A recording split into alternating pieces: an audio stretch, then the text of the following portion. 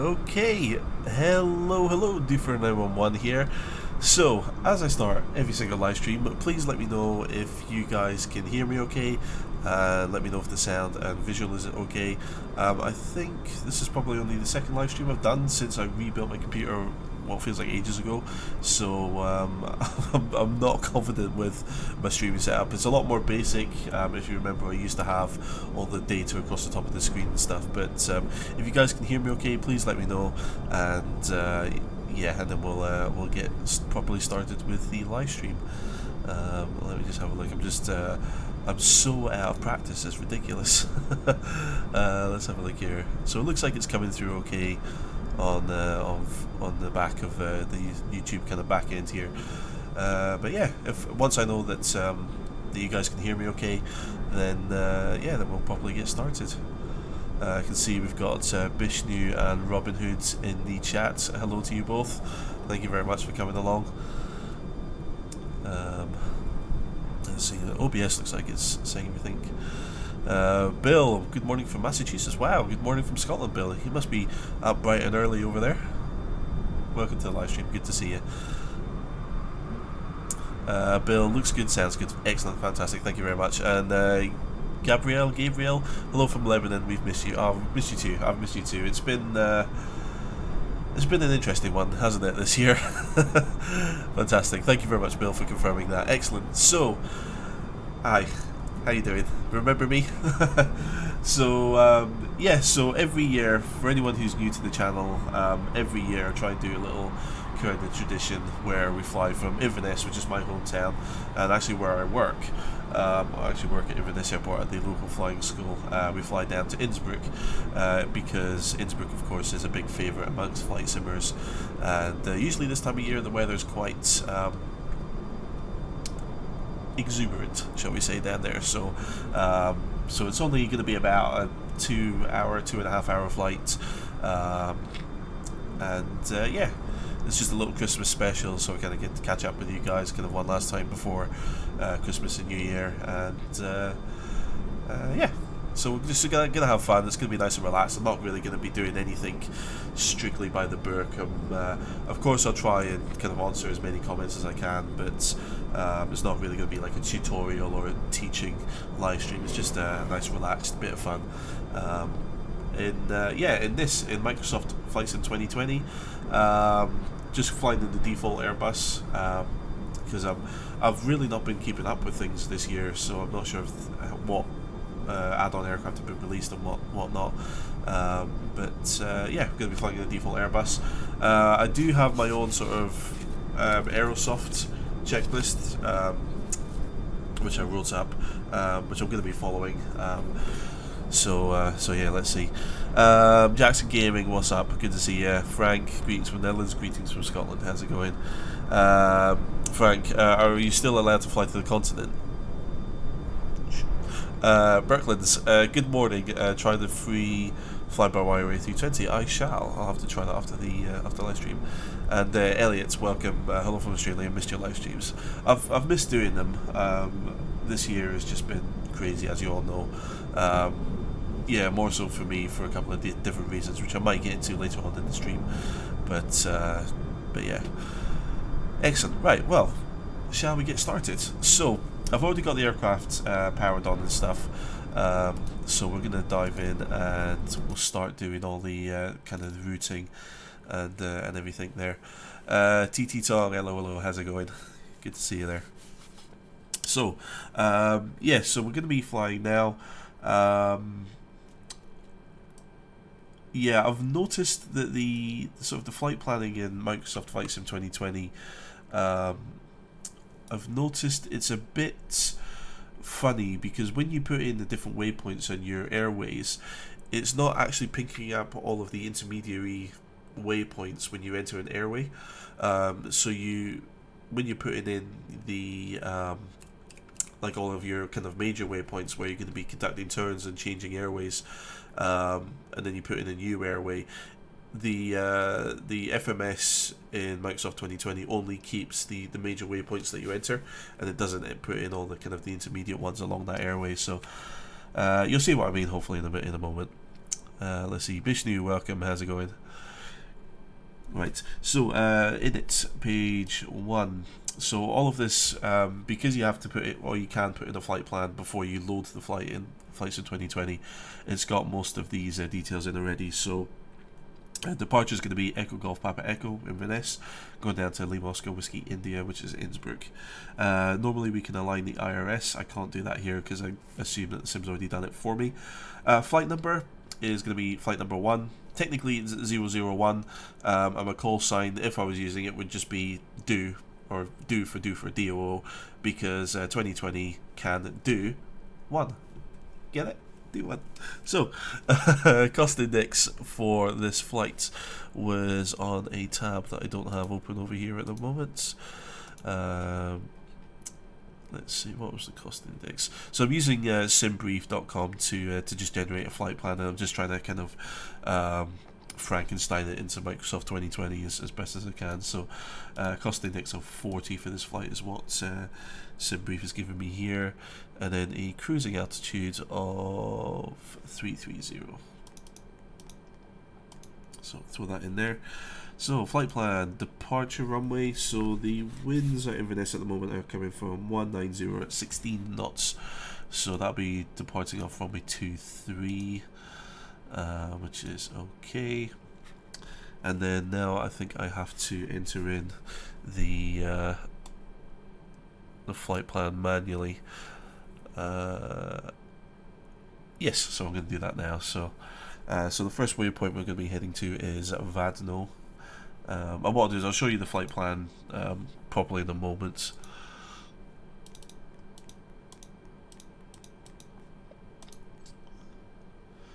And the other thing I've noticed as well is it's a bit delayed. Like you'll type in a waypoint and then try to enter it into a particular location, and it tends to, sometimes it's a bit slow in picking it up. There we go. Berklands, the free fly by wire is getting very much like FS Labs. Plenty of upgrades, community developed. DT aircraft. Oh, okay. So it sounds like it's the Microsoft Flights in 2020 equivalent of the Zebo for X-Plane, by the sounds of it. Let's see. Robin Hood did have a problem with flight planning, but also thanks to me. Oh, excellent, good stuff. Well, you'll see that in 2020 there's a bit of a challenge with the default plane, but we'll work around it. There'll be no problem at all. So, let's see, departure runway, departure procedure. There isn't any kind of IFR procedures at Inverness for departing, so we're not going to bother entering one. So, yeah, I'm just going to go through now, just enter in all the different waypoints. So, from Vadno, we're meant to be taking you in 581 to Aberdeen. So you see I click the button and it takes a second to kind of catch up there. Let's see, and then we're taking Airway UP18 to Nexus. Then we're taking 96 to Rokan.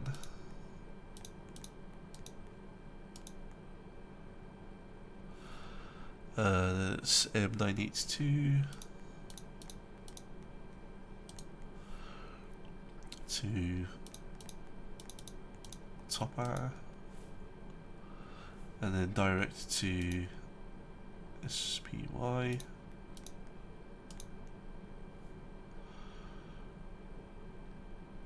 Dishant, love watching your videos. Oh, thank you very much. It's very kind of you to see. Elliot, has the autopilot been fixed in the default A320?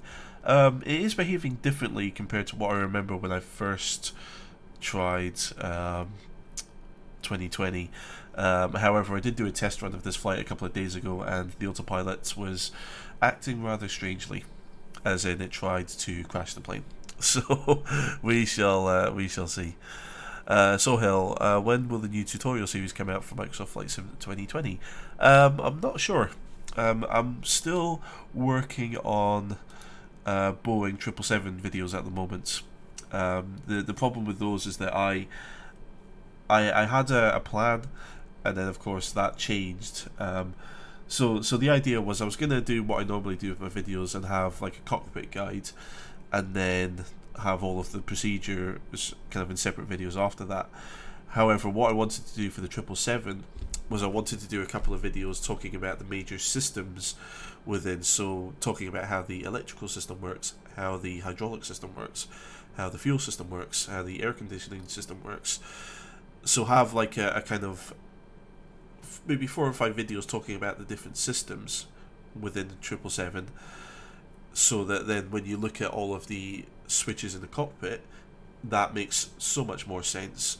And then when you do the procedures, you have that much more intuitive understanding of what you're doing and why you're doing it, and what happens when you push particular switches in those particular procedures. So and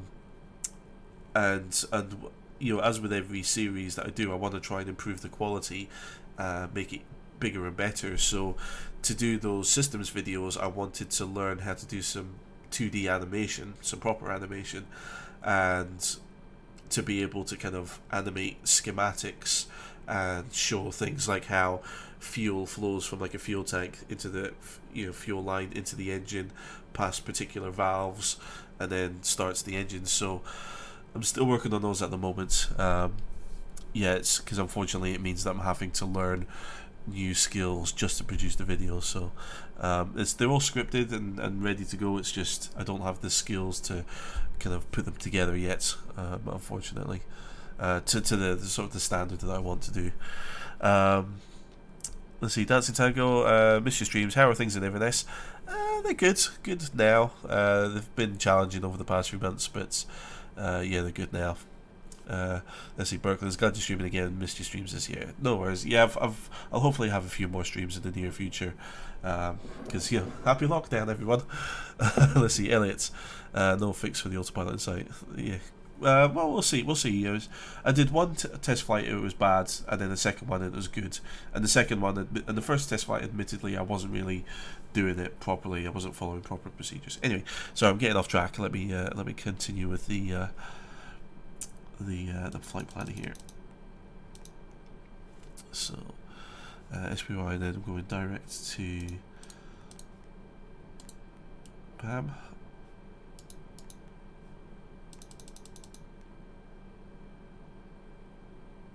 There we go. See what I mean? It's a bit delayed there. It's kind of thinking, right, you've entered the waypoint, but I don't know where it is, so I have to find it so that you can then add it to your flight plan here.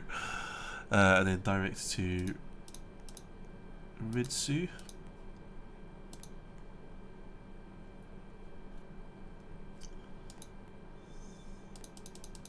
Make sure it's gone in, and then direct to Zebix. And then what I might have to do here is, because the only approaches that the flight planning here gives you are RNAV approaches, and it's Innsbruck. I want to do the circle to land on runway 08. So I think if we make our way over to I was gonna do that rolling R thing. Rattenberg, that was it. NDB, that's the one. That's the Badger. And then if we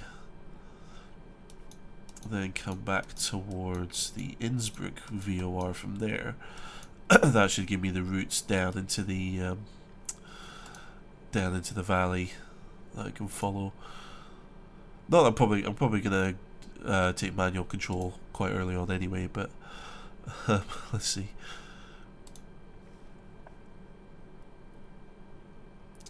Oh no, and then INN. We'll do NDB.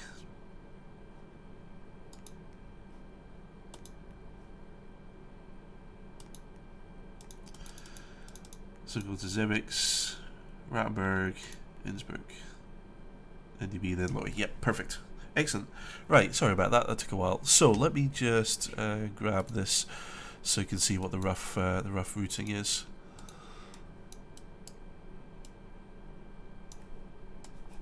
There we go. Let's see. Sohail would love to see the updated videos now after I've got my PPL. Yes, yeah, there's certainly some insights that I've learned that I probably didn't know when I first did my first PPL or my first kind of tutorials. So, so yes. So here's the routes that we're going to be following. So, starting off in Inverness and heading out to Aberdeen, then kind of down the North Sea here over the Netherlands, and then down into Innsbruck here.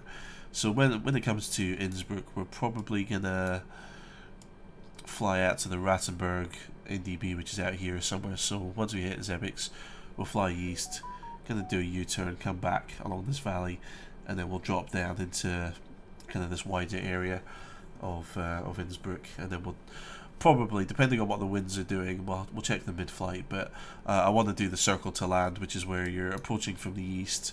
You fly just south of the runway and then basically do a circuit pattern and then land back at Innsbruck there. So that shall be the routing. I'll take that away, put that over there. Dear me, Marker, sorry, hello, how's it going? Who's messaging me? Yeah. I've made it, mate. Let's see. Right, so let's what we doing next? Arrival procedure we'll do on the way there. So in it too. So block fuel is 10,600 kilograms, and zero fuel weights automatically calculates there. Performance now. One of the issues I had on my first kind of run through was I didn't set up the trim correctly, so I was like full back pressure and the plane just wasn't pitching up. So let me just do a little performance calculation over on this monitor here. So block fuel is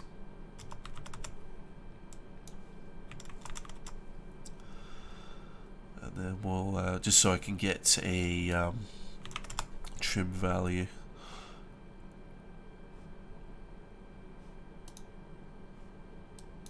Passengers, full. How do I do a full load?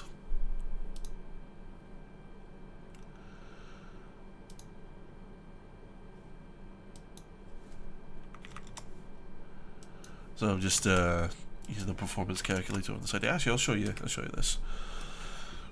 So this is on wabpro.cz/A320. Stabilizer trim 1.2 up. Stabilizer trim 1.2 up. Okay. So departing. Oh, actually, I need to change this. Inverness 995 hectopascals. Wind direction is currently 190, 16 knots. Gonna be departing. Always dry. Calculate. Hopefully this works. Zulu 1, welcome. How's it going?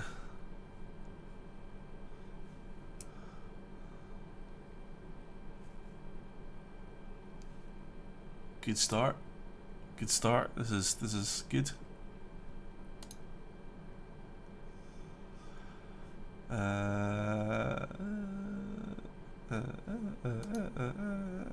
Okay, 1.2 up. Let's just go for that for the for the trim. So, although I don't think you can put it in there, can you? No. I don't know what I'm doing. Right. Okay. We'll sort out the trim later on. Right. However, V speeds there 124, 126, 129. So that's all good. And I've adjusted the transition altitude at Inverness there to 4,000. Excellent. So, cockpit prep. Part 2, landing system is off. EFIS control panel is on arc mode and 10 miles. VRR ADF switches as needed, not needed. FCU altitude. So we're just going to dial this up to our cruising altitude. Not flying online with any ATC service. So do that there, and then we'll kind of push the altitude control in, the heading in, and the speed in. So you've got the dashes in the orange, meaning that the flight management system is going to control and automatically change all of those as it needs to. So just fix that there. Let's see. Elliot, I think this is the 3rd annual Inverness to Innsbruck flights. I think you are correct. I did do one. I think the first flight I did was just on the off chance, and that was the one that I crashed the 737 because I forgot to lower the landing gear. And then after that, yeah, it became kind of a Christmas. I think it became a Christmas. Oh no, sorry, flying to Innsbruck was the Christmas live stream, and then I did a redemption stream after New Year. And then then it became a Christmas tradition after that, I think. So so I was planning on doing something outrageous for this, and I was gonna do like flying a 777 to Innsbruck or something crazy. But then I thought, actually, now I was hoping that Microsoft 2020 was going to be a more popular live stream than marketing it as a P3D live stream. But maybe next year we'll do 777 flight once I'm a bit more comfortable with it. Right, so APU start switch, so we'll get the APU up and running. I'll just turn the APU bleed on now because much like many aircraft, if I want to check the APU in the 2020, it doesn't come up, it's in op, and this is in op, and this is in op, and this is, yeah, you get the idea.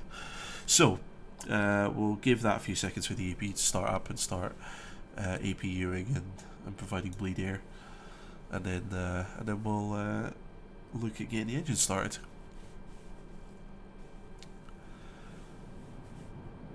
So if we listen carefully, that should now be that's the air conditioning now kicking in.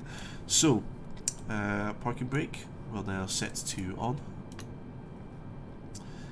Barometric pressure will set to the local pressure, so hectopascals, and we'll dial that down to 995 hectopascals. Fun fact, when you're flying, and this is one thing I've learned being a real pilot compared to just pretending to be one, if the barometric pressure is 1000 or above, then you just read out the numbers. So pressure is 1010, for example. If it's below 1000, then you have to add the word hectopascals onto the end of it. So this, I'd have to say, so for this, for example, if I was speaking to air traffic control and they gave me the barometric pressure, I have to respond and say 995 hectopascals. However, if they gave me that barometric pressure, I'd have to say 1001, or QNH 1001, QNH 995 hectopascals. Fun little fact, just so you know. Right, so barometric pressure is set to 995, which is the real world. I'm using real world weather, by the way, and I'm just using my phone just to get the METAR for Inverness. Right, so passenger seatbelt signs is on, although it's in op. Surprise, surprise. External power can come off now. Wait for passenger losing to finish. Can't really model that in the sim at the moment. Close the doors, remove the equipment. So again, I don't. Apparently, Inverness doesn't have any ground services, so I can't get anyone to come and remove the chocks. So we'll deal with that as and when we start the engines.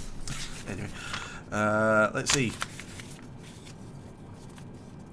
Pushback and engine start. So Inverness doesn't do any pushbacks, so what we'll do is we'll just start the engines where we are and then just do a U-turn on the apron.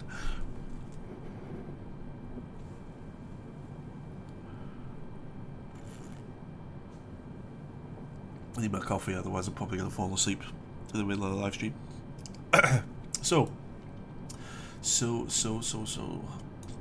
see, beacon light comes on. Engine mode selector comes to ignition and start. Get the secondary engine page there. Engine master switch number 2. Number 2. You can tell I haven't presented for a while. Voice cracking. Start. Now, unfortunately, the sound in Microsoft Flight Sim 2020 I found is really low So you might not be able to hear the engine start up. It would probably help if I shut up as well. But we've got movement on the N2.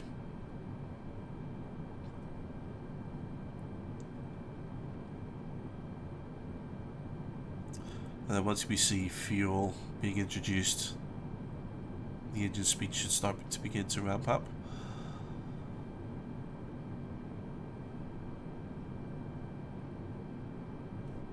So apparently we're taking 1 kilogram of fuel at the moment, and that's enough to start the engine. Very efficient, these new Neo engines. And you can, well, I can just about hear that the engine is starting up there.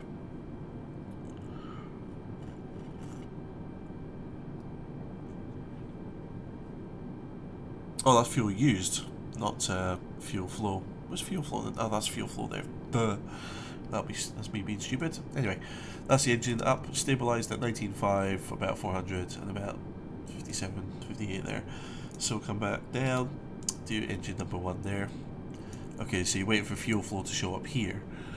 God, that was what an idiot I am.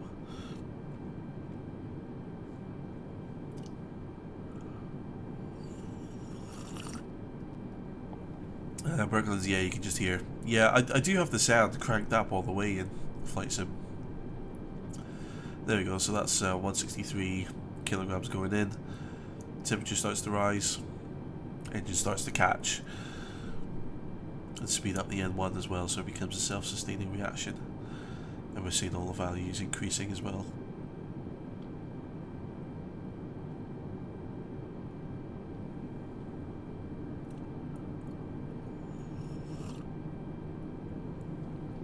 It's quite a slow and smooth startup. I'll have to watch some videos of the real Neo engines starting up and see if they're that kind of gentle when they're starting up. Because with older jet engines, you can kind of hear there's a distinctive point where the fuel starts to go in. You get that low, deep booming sound, and you can see all the values kind of slowly creep up to that kind of initial starting point. And then as soon as the fuel comes in, then you see all the values start to kind of, accelerate quite quickly. Let's see, Morris, can I do a water sipping ASMR? If that's what the people want, I'm desperately saving up for a house right now, so I'm not below doing water sipping ASMR videos for views.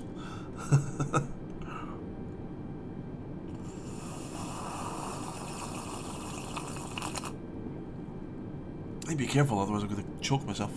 Harshith, wow, it's been so long. It has been long, Harshith. How are you doing? Elliot, another issue with the default A320 engines took way too long to start. I guess it's still an issue. I don't know. Honestly, I played 2020 for about 10 hours when it came out, and I've not touched it since. I've not felt the need to come back to it since. So, yeah, I'm still favouring, well, P3D, and now I'm going, as I was before, I'm kind of getting into X-Plane a bit more and more nowadays as well. Anyway, so both engines are started, parking brake is on, just double checking that, because you normally would be doing a pushback. So, engine mode selector comes back to normal, APU bleed air switch comes off, APU master switch comes off, engine and wing anti-ice as needed. Don't think we'll need it today. We'll turn it on if we head through a cloud, but we're looking alright at the moment. Speed brake lever needs to be armed, so just pull that up and make sure you've got a little white kind of band there that shows that it's armed. Flaps lever set for takeoff, so we're going down to flaps 2 for takeoff. I'll just cross check that on the little schematic here, which shows the leading edge and the trailing edge flaps. Pitch trim was set for takeoff, so that was going to be 1.2. So 1, 2, 3, 4. Yeah, good. So that's about 1.2. It's each kind of notch is about 0.5. I've figured out. So 4 notches up from 1 will be 0.2. Let's see. Flight controls check. Unfortunately, I cannot check them because the button's in up, so I'll have to jump outside quickly. and just do it visually. So, go left, yep, right, pitch up, pitch down. Actually, probably would be able to do this from this side. So left, right, backwards. Yep, all good. In Dahoud. Reset position there. Ecam door page won't work. Next will be taxi. So again, I'm not flying online on any online taxi service. So what we'll do is we'll head down the shorter runway at Inverness and then make our way on to 2-3. That's typically what happens. And I am flying online, so if anyone has Microsoft 2020 and you want to meet me down in Louis or Innsbruck, we should be there in about 2.5 hours. So feel free to load up your sim and I will see you there. So yeah, let's say that ATC has given us taxi clearance, so we're going to go taxi there. Park and brake off, and then we're gonna turn around to the right, and we're gonna make our way out to the main runway via the shorter runway at Inverness. Ambi asked, welcome, happy Christmas from Australia, happy Christmas from Scotland. Hope you're doing well down there. Down under. Brooklands can hear the coffee sipping more than sim. Ooh, that's bad then. I've got my OBS cranked up all the way as well, unfortunately.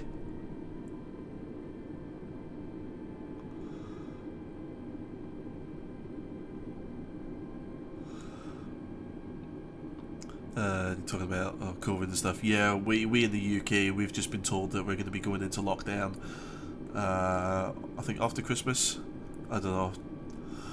But yeah, we in the UK, we've just been told that we've got to go back into a full national lockdown because people just can't get it in their heads that they have to distance themselves and wear a mask for some reason.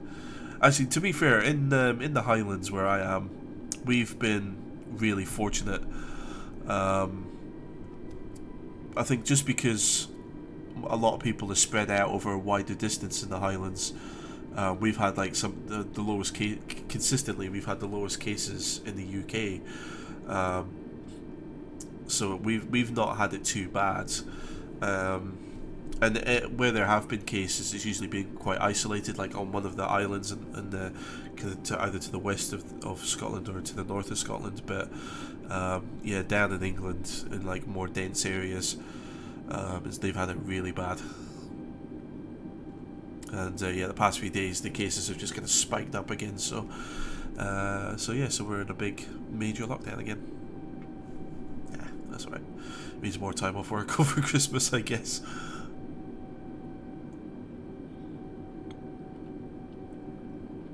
So this is the North Apron Inverness. I do work here, but my building doesn't exist apparently. But yeah, this is where the flying school is at Inverness, and we usually keep all of our aircraft up in this little corner here. Yeah, we look out over the apron. So yeah, that's our car park there. So that's correct in the sim at least. And then this I don't think isn't correct. No, this is So in real life, this is Echo 2 holding point, I think it is. Echo 1 or Echo 2. And anyway, this is us coming on to runway 11. Thankfully, the drivers at Inverness Airport in real life are much better than this guy here. Give him a clothesline with the engine as I go past. So this is us onto the short runway at Inverness. So we're now heading down to the intersection with the main runway, which kind of runs left to right as we're looking at it at the moment.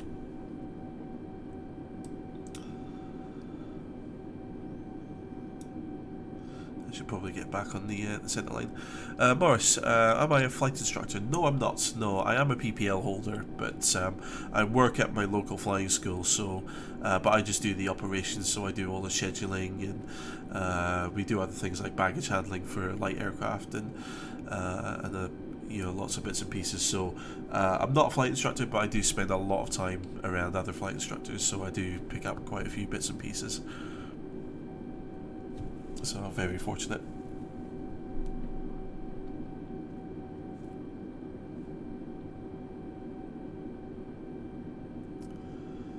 Okay, so I don't see anyone else online at the moment, so I'm going to get the strobe lights on.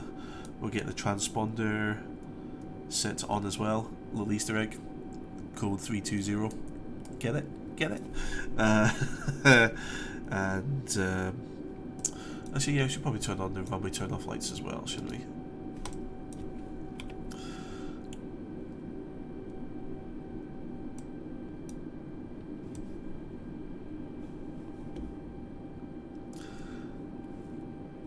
So yeah, it's a shame I'm not on VATSIM with my call sign do one for 2020. Just doing one.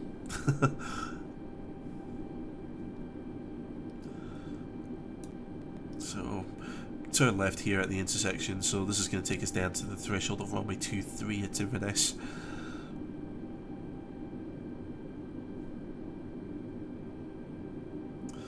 N20, planning on getting the CFI? Yes, I am at the moment, yeah. Yeah, in the UK we just call it the FI, just the flight instructor rating, but you need a commercial license to do that. No, actually, no, you can get a flight instructor rating, an FI rating on... you can get one on a PPL, believe it or not. If you have a PPL and you do the CPL, the commercial pilot's license exams, you can then get a flight instructor rating on your PPL. However, you're only allowed to teach the LAPL. You're not allowed to teach the PPL syllabus if you're a PPL yourself.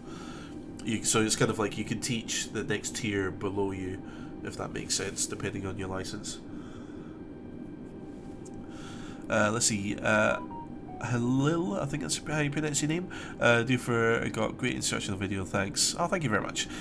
Do you use Condor Soaring Simulator? No, I don't. I've heard a lot of good things about it,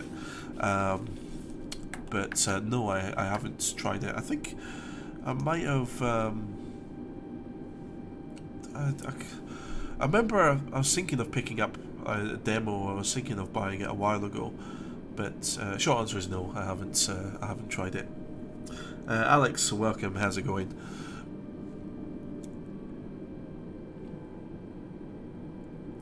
Right, so we'll bring the engines back a little bit just as we're reaching the end of the runway here. So we'll bring it to the left, and then we'll try and do a sharp turnaround.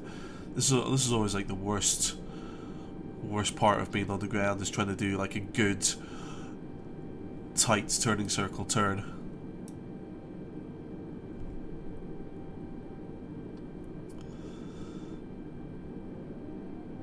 So we'll crank the left engine there to help push us around. Full rudder on the brake as well. So that's the right wheel brake. I'm quite fortunate I've got a pedal set up so I can do differential braking. And oh, that's worked out really nice. So I've still got the left engine running a bit higher. Oh, that worked out really well. Okay, so bring throttles both to idle, let the nose wheel line up, and tap the brakes. Joniska, I think that's how you pronounce your name. Welcome, how's it going? Right, ladies and gentlemen who are watching, are we ready for takeoff? Let's see. Get landing lights on. Nose light comes to takeoff. Let's see. I think that's all ready. Let me just double check. Transponder was on, strobe lights are on, runway turn-offs are on, landing lights on, nose lights on, clock starts. I don't think we can start the clock in this. Chrono, nope, up, of course it is. Alright, I think we're ready. Are you guys ready?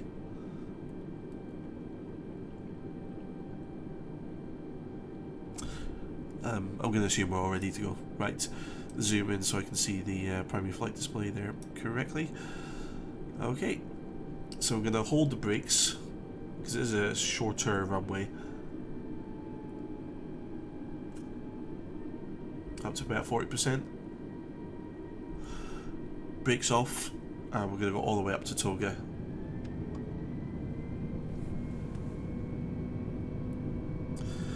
So plane's pulling to the left as expected with the wind, so giving it a bit of right rudder. A lot of right rudder. Looking down at the far end of the runway, let my peripheral vision keep me centered. 100 knots. The runway at Inverness is way bumpier than it is in real life. It's not this uneven. That's V1. Rotate. So follow the flight director there. Landing gear comes up. Straighten out the rudder.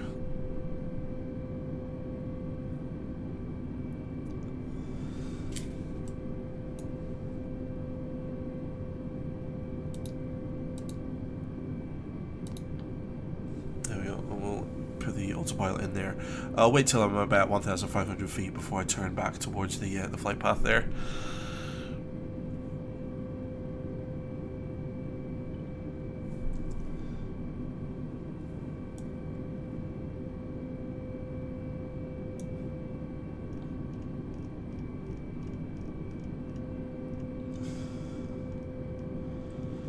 Yeah, we'll head round to, what's it, 050. That'll be roughly a kind of a downwind. Okay, so we're getting a lever climb, so we're going to bring the throttles back until they reach the climb detent here. There we go. We've got thrust climb set there. So that's now essentially auto thrusts selected. So I'm now not going to touch the throttles until landing, essentially.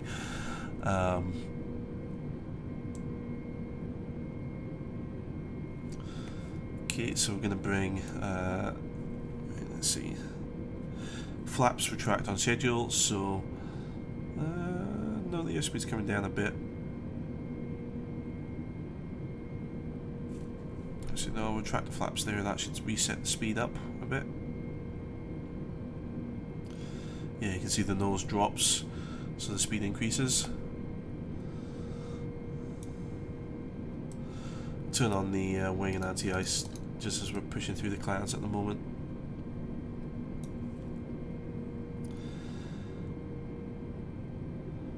Packs are on, 1 and 2, not showing any issues. Spoilers can be disarmed. Engine mode selector is normal. And the next will be 10,000 feet checks. So go flaps up now. See the nose drops again, just to kind of catch the speed. Excellent. Overspeed. Nuh-uh. How dare you? Don't know why it's telling me I was overspeeding. Right, so yeah, so now the plane's gonna overshot the speed there. Now I'm overspeeding technically. But right, we'll go into manage mode for the heading. So once we intersect, we should now follow the flight path there, which is taking us out towards Aberdeen. Right, and then landing lights come off. Do the whoops. When we turn off, I'll do the nose light. Seatbelt signs, we can't change them, so you're gonna have to sit down the entire flight. And barometric pressure above the transition altitude of 4,000, so pull that out to standard. Okay, and we are on our way to Innsbruck. Pretty much on time, I think. Yeah. So let's see. TT Tong Toga Takeoff, yes. Let's see. Alex Shannon's $2 donation. Thank you very much, Alex. That's very kind of you. I do appreciate that. I shall spend that. Do you know what? I'm going to put that towards my savings for my house. It all makes a difference. So thank you very much. Any donation, no matter how big or small, does mean a lot to me. So thank you very much. I do appreciate that. Excellent. Excuse me. I'm getting all emotional. Foxtrot Whiskey. Hi, Doofer. Are you a pilot in real life? Thank you for your tutorials. Shake my hand. Shake my head. Managed to fly the Aerosoft A320. Thanks a lot. Yes, to answer your question, yes, I am a real life pilot. Ta-da! I thought I'd bring it along and show it off here. So, yeah, no, this is actually my flight license. So, oh gosh, I can't show you particular details, but there. So hopefully you can see that. Actually, let me get OBS so I can see this real time what I'm showing you. So there you go. That is my EASA flight crew license. And even if you're a PPL, you're called a flight crew. You can't, it's not really focusing, I'm afraid, but there you go. So there's that. And then the thing that tells me that I can do a thing is, yeah, is on this page here. So there you go. So you probably can't read that, but what you've got here is SEP land. So that that license, that tells me that I'm licensed to fly single engine piston aircraft and land-based aircraft. So you can get so that, yeah, that permits me to fly things like PA-28s, Cessna 172s, and sort of that class of aircraft. You can get SEP C planes as well, which are a separate kind of category. So, so yeah, so you can be licensed to fly multiple aircraft. If I bring this back, yeah. So you probably can't see it, but it's SEP land. It says the dates that was issued, the dates of the instrument rating test, which doesn't apply, the valid until date, so that's when it expires, which is usually 2 years. And then you've got, yeah, the examiner's kind of stamp and signature there. So for the initial one, it'll be someone based at the CAA will sign that off. And then in the future, you have pilots who are licensed examiners who can then sign off your license. You have to do what's called a proficiency check. So it's basically just a quick test flight with them to make sure you haven't completely forgotten how to fly a plane. And then if they're happy with your flying skill, then they, yeah, an examiner can just sign that off immediately after a flight and say, right, yeah, that's valid for another couple of years. So there you go. Let's see. Hello. How much does it cost in the UK, and is it valid internationally? Second one's a really good question because of Brexit, so I don't know. But in the UK, let's see, how much are we doing? Our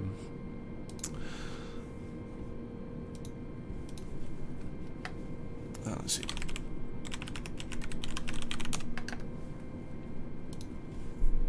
Not sure how much our courses are at the moment. Yes, PPL.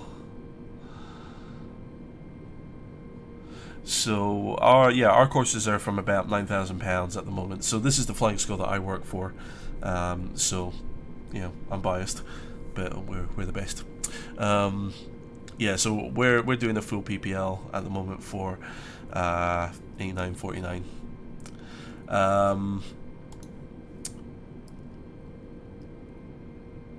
Yeah. So the second question, with Brexit, is it valid internationally? So if you've got your license this year or in the past couple of years, yes, it is valid, because the UK has been governed, or UK aviation. Basically, in the UK, you've got the Civil Aviation Authority, and they govern everything within the UK. However, up until next year, the UK has been part of the European Union. Within the European Union, you've got the what's called EASA, which is the European Aviation Safety Agency, and they govern aviation. They sit above all of like the individual countries. So every country in the EU has its own aviation authority, and then above that you have like a European kind of wide aviation safety agency. So whilst I'm in the UK and my license was issued in the UK, it's actually an EASA endorsed license. Now, because the UK, what with Brexit and everything, is leaving the EU, we now don't have that kind of authority. I don't think we're falling under their remit, I guess. So I think in the future, what people in the UK might have to do is they'll get a UK PPL, which they will probably, after they receive it, they would then need to convert into an EASA PPL if they want to fly in Europe. I think the short answer is no one knows. not even the UKCA knows what they're going to do. But ultimately, because above all of that, above the individual countries and above the region, you have ICAO, which is the International Civil Aviation Authority, and the licenses which will be issued in the UK still conform to the ICAO requirements. So you'll probably, going forward after Brexit, any licenses which are issued will probably be UK only PPLs. Yeah, so they'll be of a high standard, but whether EASA countries recognise it and say, oh, you've got a UK PPL, yeah, that's fine, just come and fly in our country, that's okay. Or they might turn around and say, well, actually no, you have to convert it into an EASA license before you can fly in our country. But it's okay because we know the UK is they do training to a high standard and stuff. I don't know is the short answer, basically. Right, let's see. TIP, hello, how's it doing? How you doing, sir? Good to see you. How are things down under? Ray and Aviation, welcome. How's it going? Elliot, talking to TIP there. And Aviation Geek, welcome. How's it going? So for anyone who's just joining the live stream, so we're doing our Christmas special. We're flying from Inverness to Innsbruck, and yeah. Oh, I just realised I'm feeling a bit warm.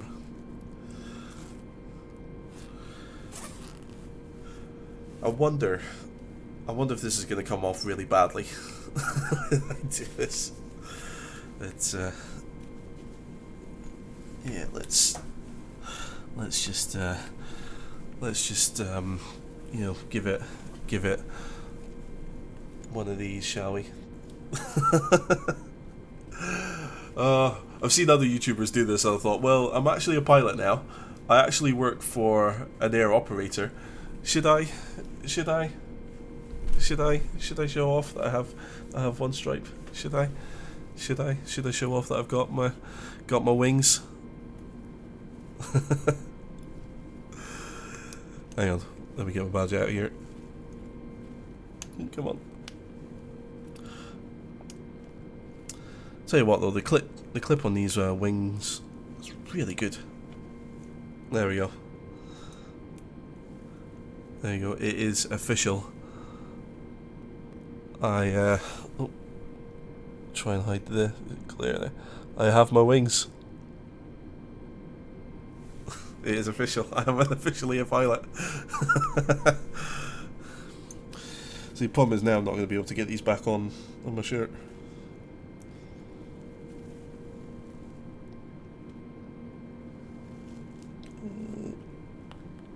Come on.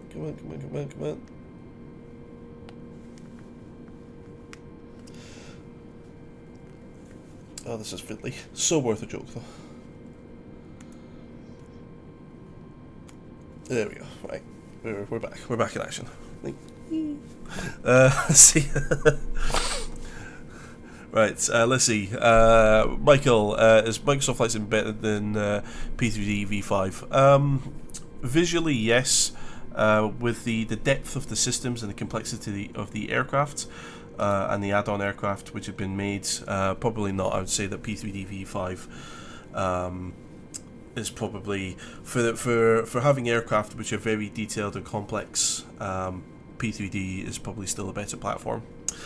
The TRP state I'm in has eliminated COVID-19, so it's okay. Good. Let's see. TRP proper pilot shirt. Yep. Hello. Got any badges? Oh, only my wings, as I said.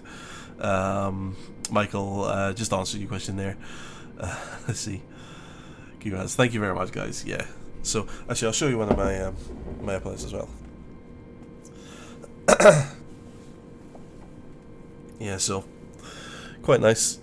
Highland Aviation, and then I've got my single stripe there.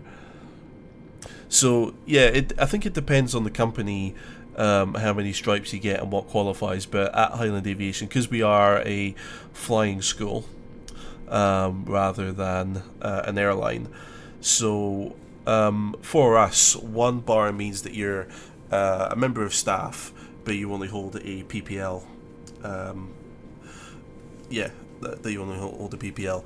2 bars is that you are a trainee flight instructor, which is basically, so flight instructors come in kind of two kind of stages.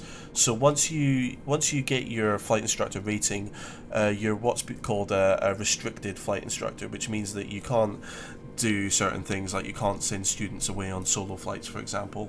You need an unrestricted instructor to do that. So it's kind of like you get your instructor rating, but you still have to be supervised, and there's still certain targets that you have to meet before you can kind of perform certain things as a flight instructor. So a restricted flight instructor is 2 bars, unrestricted is 3 bars, and if you're one of the directors or the head of training, you get 4 bars at our company. So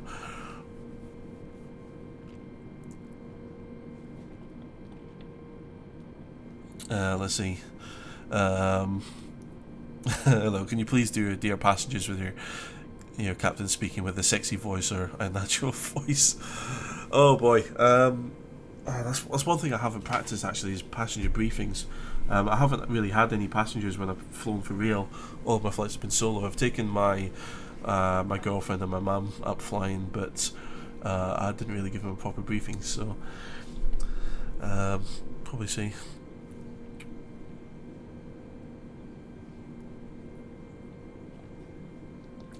Let's see.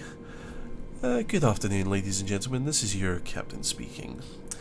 We are just finishing up our climb out away from Inverness. We'll be on our way to Innsbruck in about 2 hours or so. Expecting the weather to be rather nice. Not expecting any turbulence en route, so should be a nice relaxing flight for you all.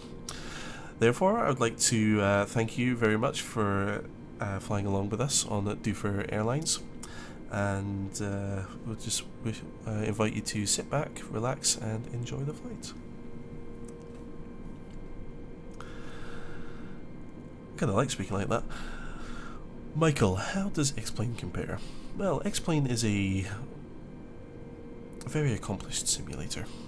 Arguably the flight model in X-Plane is the best of all the simulators. So a lot of people.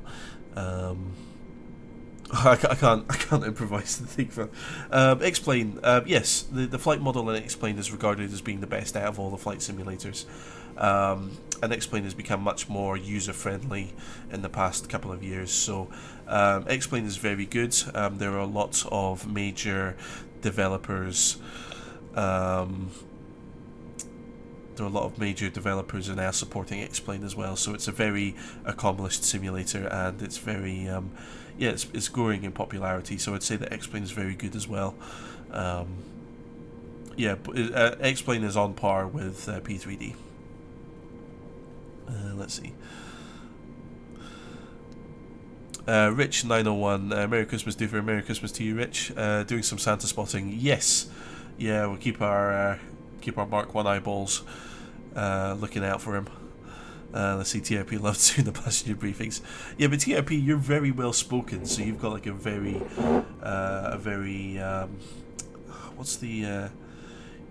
eloquent when you speak. Don't forget the ch at the end. Sorry, roger that. Vocal. Sarah Fox, Doof Airlines. Yeah, it should be Doof Air. So DOOFAIR. Maybe that's what I'll change my channel name to, because I've been thinking of rebranding for a while. Maybe I should just change my channel name to Doof Air and drop the whole 911 aspect. I might do that.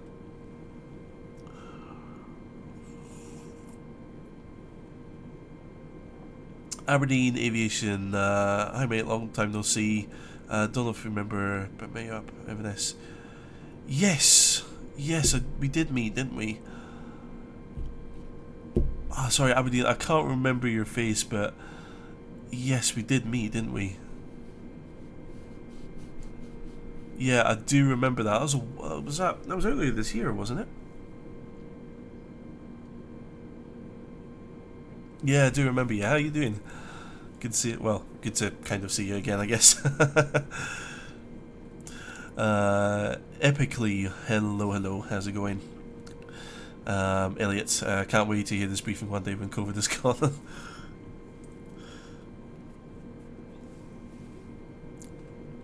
What am I playing? I am playing Microsoft Flight Sim 2020. Trying to do my best, the best I can with the default aircraft. We are on a very slow climb up to 33,000 feet. We're at 20. We're just coming through 29,000 feet at the moment.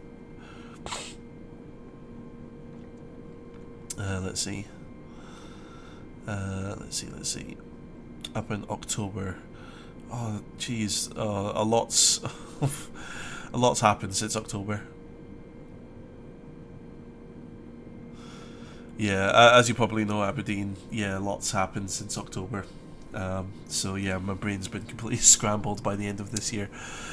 Nick, where are the stewardesses from the 90s? They're in the back. They're taking care of things. We've got who have we got? Who are my flight crew again? It was Gina, and who was the other one from Greece?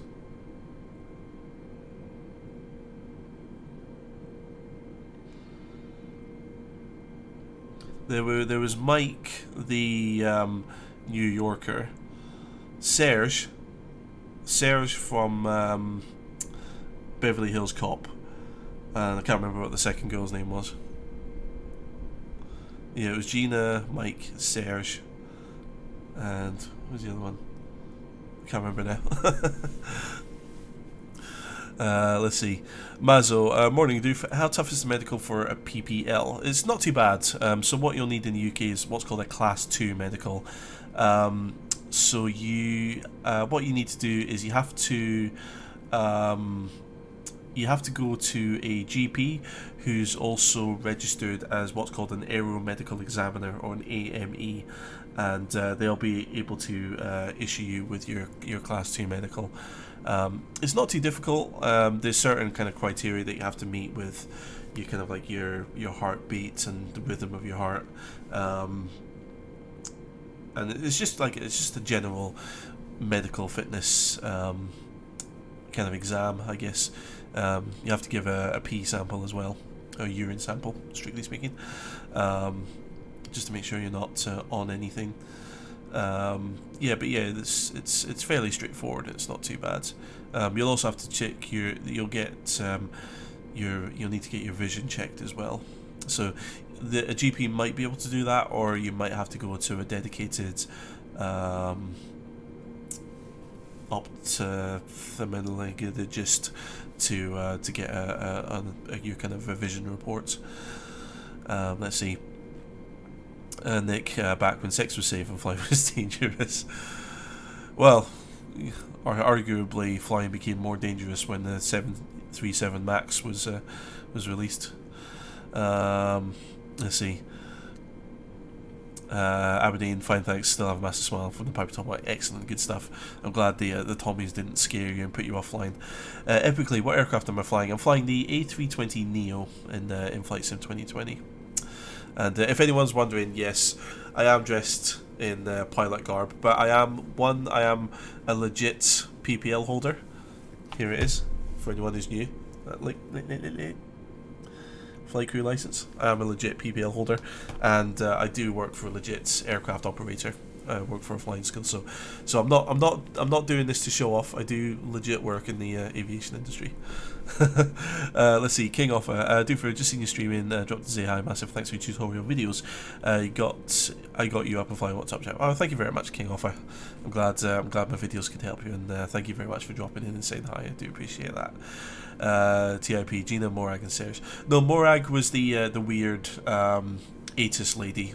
So when we listened to the weather, she was the weird kind of like Swedish Swedish lady on the ATIS. That was Morag, I think we came up with. Hello. To obtain a PPL license, how many hours a day does it require to study? There's not really a set amount of time for the PPL. Probably 90% of students do self-study at home, so it's something that you can study at home in your own time. But you're probably looking at putting a good maybe hour or two per day. If you're going to get the theory exams done, in good time, you're probably going to want to do about 1 or 2 hours of study a day. Home study a day. Maybe probably over the course of a week, about 5 hours a week should probably be a good amount, I think. Maybe, I'm not sure. Aberdeen, question is, how can I get any work done at Highland Aviation with massive windows? I'm kept really busy behind the desk, because it's not just answering the phone. I'm doing a whole bunch of other stuff while I'm behind the desk. But yeah, there are times where I do just completely zone out, especially if we've got the airband radio on as well. I can like listen to what's going on outside. I will just kind of zone out, just watch planes landing and taking off and going around the circuit and stuff. Let's see, epically, what's your favourite plane? Mine's is the Emirates huge one, the A380, I guess you mean. I don't have a favourite plane. There's so many that I like for many different reasons. If you're going to start pushing me for an answer, I've had a thing for the Concorde recently. There was a period a few months ago where I was kind of watching documentaries about Concorde, and I miss having a plane like that, because it's when you sit and think about it, it was really one of a kind, that aircraft, and it's unknown if we'll ever see something like that again. So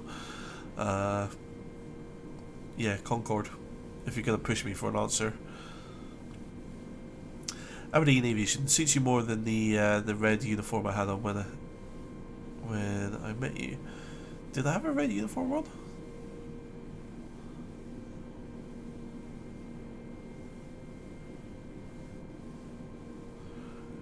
Had I just been like on a gyrocopter flight or something?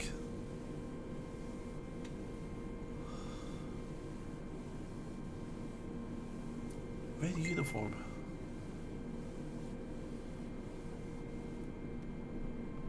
I don't remember wearing a red uniform. Unless I've just been helping one of my bosses with a gyrocopter flight.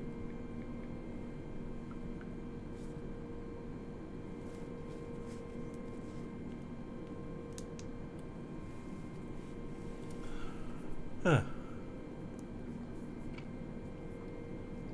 Let's see, TIP. Morag was the ATCS best name, though, absolutely. Halil, does it require to have good knowledge of maths and physics?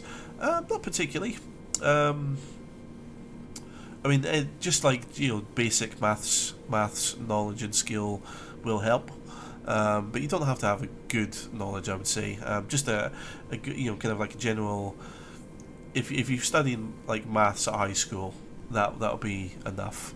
And any kind of tricky calculations or formulas that you need to know will be taught to you in the theory books for doing a PPL anyway. So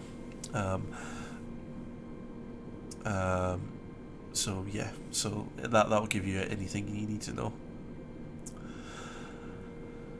Let's see. Epically, how do you become a moderator? You have to. Well, I'm not looking for moderators at the moment, but generally, I'm looking for people who are mature, reliable, and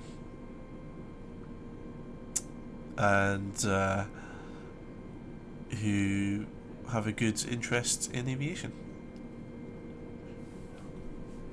and people who, I guess, want to help me do my thing, I guess. Let's see. Hello, Concord with a weird nose. Yeah, that's it. Elliot, A380 is my favourite too. Doesn't love that beast. Troops do. Yeah. I mean, I love different aircraft for different reasons. 747, I love that. Space Shuttle is technically an aircraft. I love that. I love different fighter jets. I don't have one plane that I kind of. There's not one plane that I favourite over the other. Let's see, Aradine, I think I had a red jacket thingy. I honestly don't remember that.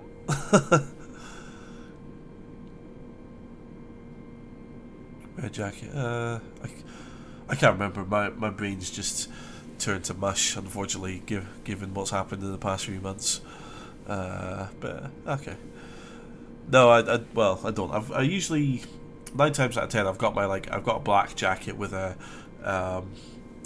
high vis waistcoat kind of over the top of it. I don't remember a red jacket, but my brain's just gone. Colby, welcome. Nyan, hello to you, and Scarlett, hello to you. How are you doing? Nyan, how are you today? I'm doing very good, Nyan. How are you? Hope you are well. Let's see. I mean, don't think you're outside. Had you running around the office? Okay. I'm sorry. I'm genuinely I'm struggling to remember that day. Yeah. I'm sorry. I'm struggling to remember the day. I do definitely remember you introducing yourself and saying you're Aberdeen Aviation. But I do apologise. I can't remember what we talked about or. I do apologise. I'm really sorry, Aberdeen. Let's see. Robin Hood Aviation. Which subject did you find most difficult to study for to gain your PPL? Oh, that's a good question. Which one was it? There were a couple that were tricky. I found meteorology, so the study of the weather, I found quite tricky. Oh, I'm not meant to be at. I was only meant to be at 330, wasn't I?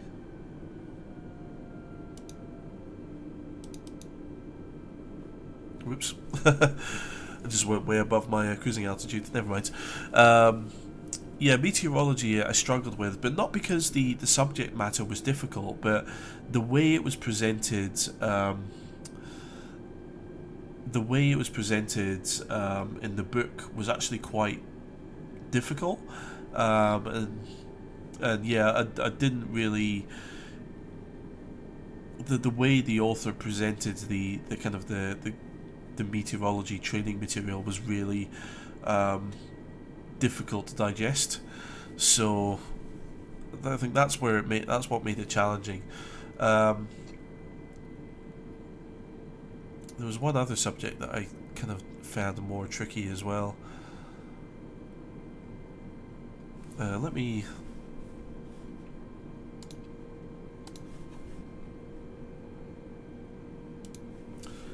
I can't remember the different subjects. Nav, principles of flight, aircraft general, flight planning, performance. Comms. I think it was one of these. I think flight planning and performance as well was a bit tricky, because when it came to the exam,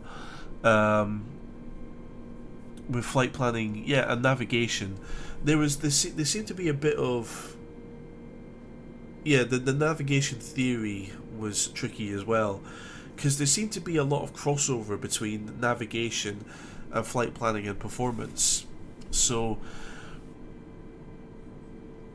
in the navigation exam, there were a few questions that were kind of seemed to be flight planning related, and then in the flight planning and performance, there seemed to be a few questions that were navigation related.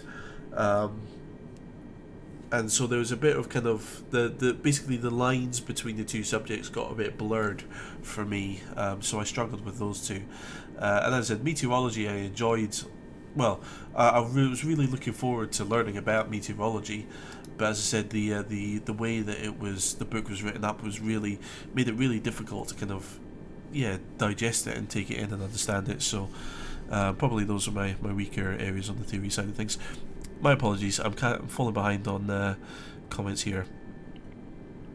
Let's see, Neon, so I'm not sure how to pronounce your name. Interested in aviation very much. Watching your every stream, wants to become a moderator too. No worries. Well, keep popping in, guys. If you see people asking questions, feel free to kind of answer them as well.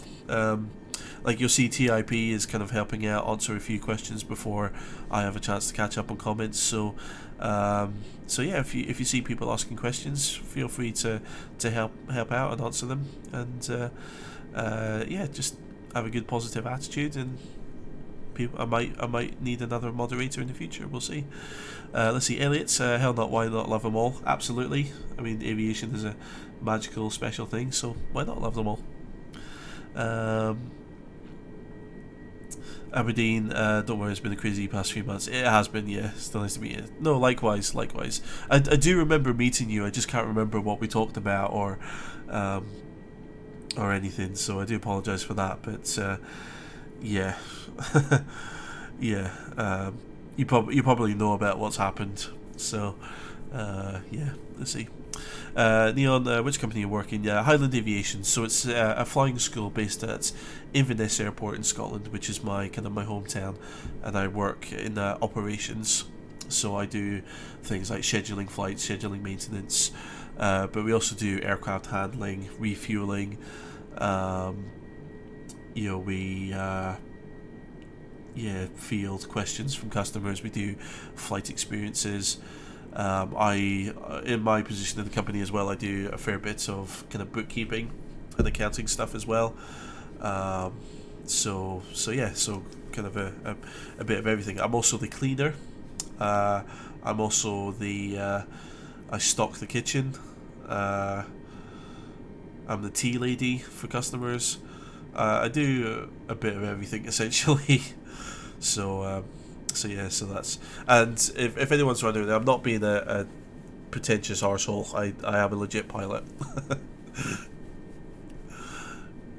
Yeah, and yes, if anyone's wondering, yes, pilots do normally wear a black tie with their pilot shirts as well. The reason I'm not today is because I'm too fat and I can't do up my top button, so I can't put a tie on, basically. So that's why I don't have a tie on today, because my neck's just too flabby and chubby and bleh. Anyway, Halil, to land the A320, you will use a rudder and a yoke, or a rudder and a flight stick, or some other combinations. Yes, so I've got quite a fancy setup. I've got a HOTAS system here, so a hands-on throttle and stick system. So I've got some throttles over here. I've got a stick over here, which is kind of clamped to my desk, and then underneath my desk I've got a set of pedals. So I'll be using all three to land a plane. Let's see. Aberdeen, don't know if you remember when I was up, wasn't there RAF helicopters in your hangar? Yes, there was. Yeah, there was some sort of exercise going on at the time. I think it was Operation Joint Warrior, that was it. And I think it was the Navy. Well, one of the military forces in the UK. Yeah, they based a couple of helicopters at Inverness. So they were operating out of our hangar for a little bit. Well, I say it's our hangar. It's not our hangar. It's the airport's hangar. But we occupy about 1/3 of it.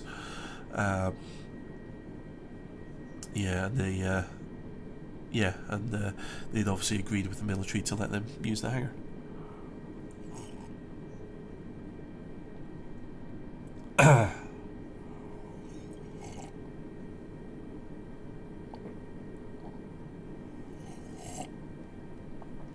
Cold coffee, lovely. Pardon me. I think we're making decent progress. I think it seems a bit slow at the moment, but we're getting there. Where's my thing? There we are. So just to give you an update on the flight, so that's where we are at the moment, out over the North Sea. So we're getting there. Slowly but surely we're getting there. Let's see. So, Robin Hood, General Dog's Body. Yeah. I think I do quite a lot, but my colleagues will probably say I'm just a glorified receptionist. Perspectives, perspectives. Jawuku, which Flight Sim 2020 plane would you like to fly in real life? For me, it'd be the DA-60. There's a couple. I'd love to have a go at an extra 300. And let's see. I would also love to have a go in a Carbon Cub as well. Probably the two that I'd most love to have a go in.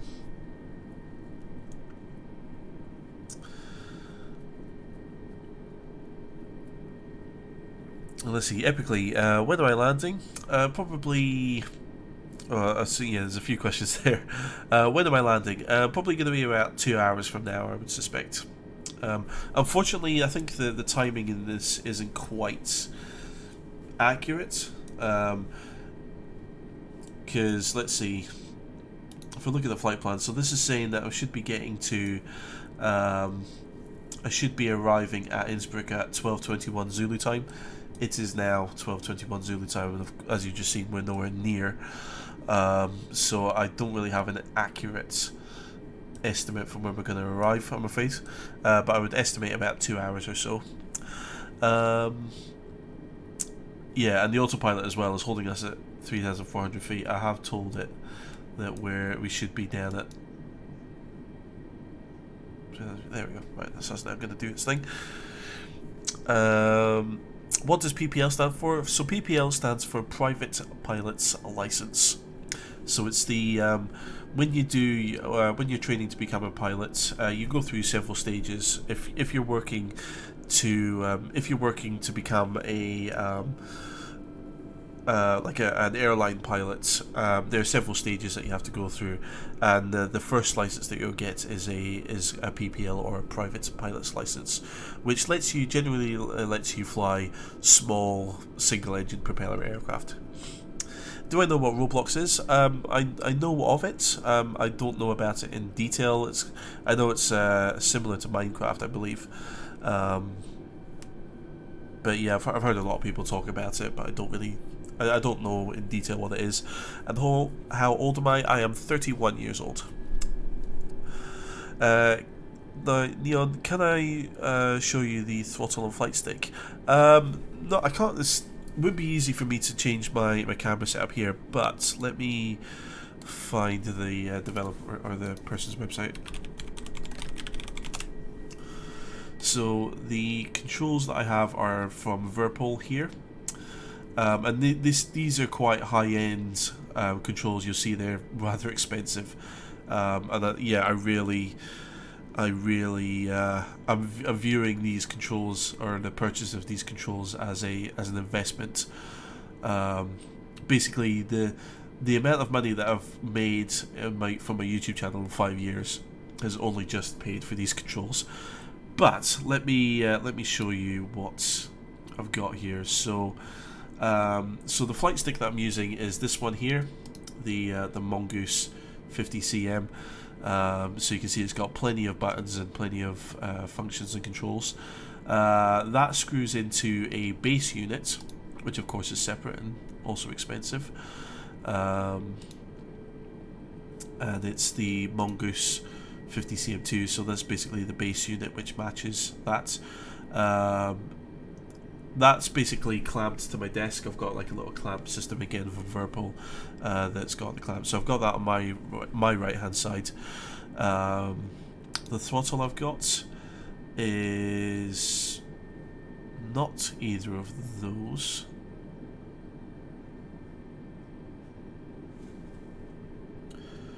Okay, I guess the one that I've got is possibly discontinued.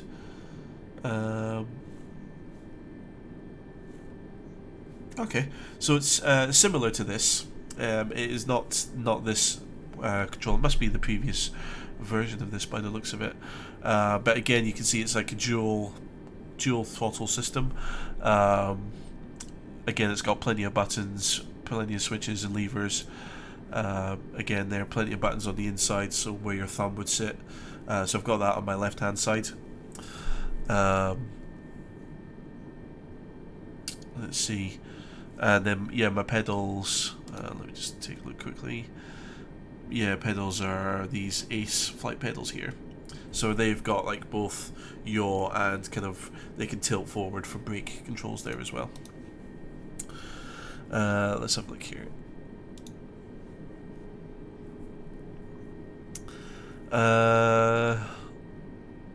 Right, let me see. Sorry, I'm going to rattle through the comments quickly because I'm falling behind. Aberdeen, tried your luck to get in, didn't get in. Oh, sorry to hear that. Let's see. Hello. By the way, speaking of RAF, A400 pass above where you are every now and then. Ah, very nice. I think I've seen one pass over Inverness. We've seen a couple of large aircraft. There's like one did a kind of like a run along the ILS at Inverness, but it stayed up at about 2,000 feet or so. I think we've had a KC-135 as well do the same thing, fly over Inverness. Let's see. Alex, have I ever considered working in military aviation? Yes, I have. I think the problem with that would be that I'm quite far away. I'm about an hour's drive away from my nearest RAF base, so I would love to. I did want to join the RAF as a pilot, but I think because of my colour vision. But when I was still a teenager, I went to an RAF career centre and had a look at joining as a pilot, but I think because of my colour vision thing, I wouldn't have been able to. Aberdeen Aviation glorified receptionist. Yep, that's me. Let's see. Hello, Takeoff from Cyprus, pass above. So good. Good to you. Oh, fantastic. It must be an amazing sight to see. Aberdeen Aviation, more than that, my Highland Aviation celebrity, I guess so, yeah. I think out of, yeah, because I do know that a few of our customers have YouTube channels and stuff as well. I think I'm still, based on numbers, I guess I've got the biggest following on YouTube. Lakshmanan, I think that's how you pronounce your name. I love it and I admire your tutorials. Thanks for it. No problem at all. Thank you very much for coming along and watching. I do appreciate that. Sarah Fox, have you seen the fly-by-wire A320 for FS 2020? Improves the base game A320 with things like timing predictions for the MCDU. No, I haven't seen it, but someone mentioned it earlier. I will have to have a look at that and see, because it sounds like it would be a vast improvement over the default. David, good to see you again. Missed you, buddy. Missed you too, David. How's it going? Yeah, I've been very quiet this year. Unfortunately, things have been the second half of this year in particular has been just crazy. So yeah. Let's see.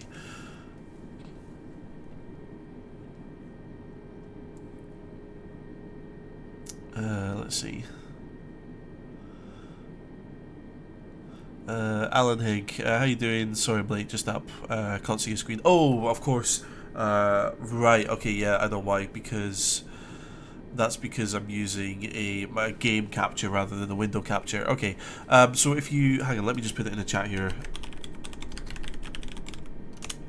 So if you do a search there for Virpil Controls, that's the company who I got my controls from. So yeah, let me just kind of get the name of the stick here.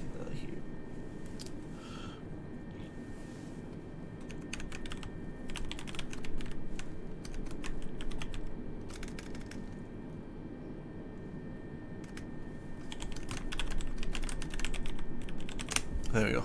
So those are the controls that I have, and I also have a set of rudder pedals for them. So I do apologise, yeah, because when I set up OBS this time around, because I used to have it on just a capture the monitor, so anything that was on the monitor would go there, but now I've got it to a game, so now it just captures the one window. So I do apologise, but if you guys go and take a look at Virpil Controls, their website, those are the controls that I have there.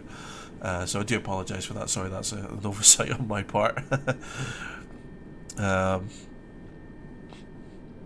Let's see, Aberdeen can't see the screen. Okay, TIP, a bit of an upgrade from the Logitech Extreme 3D Pro. Yeah, definitely.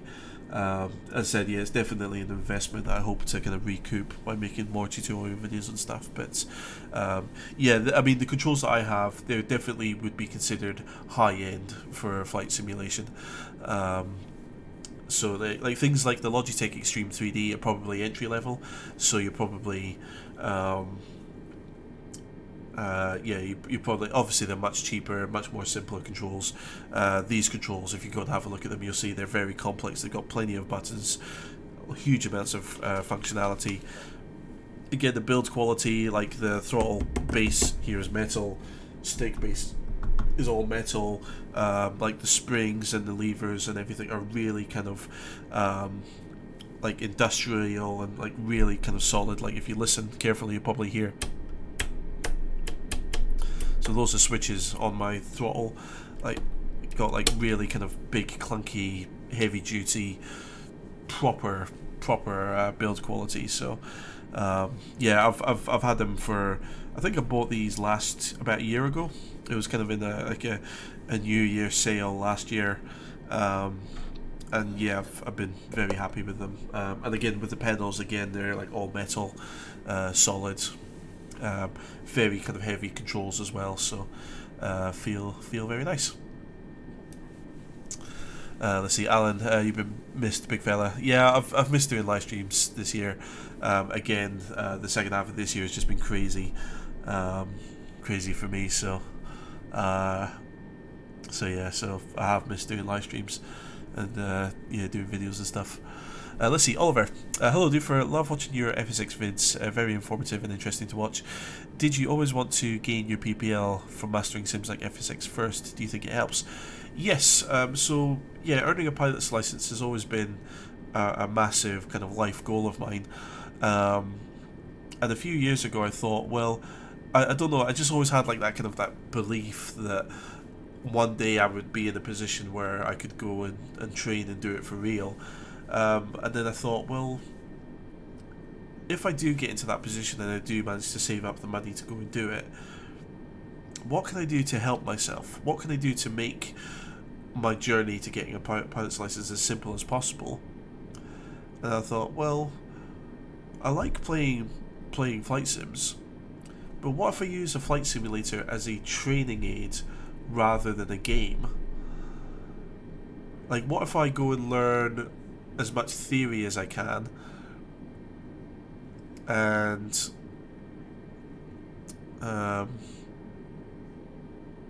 yeah, and use that as yeah, and use it as a training aid, and try and learn as much about a PPL before going to get a PPL.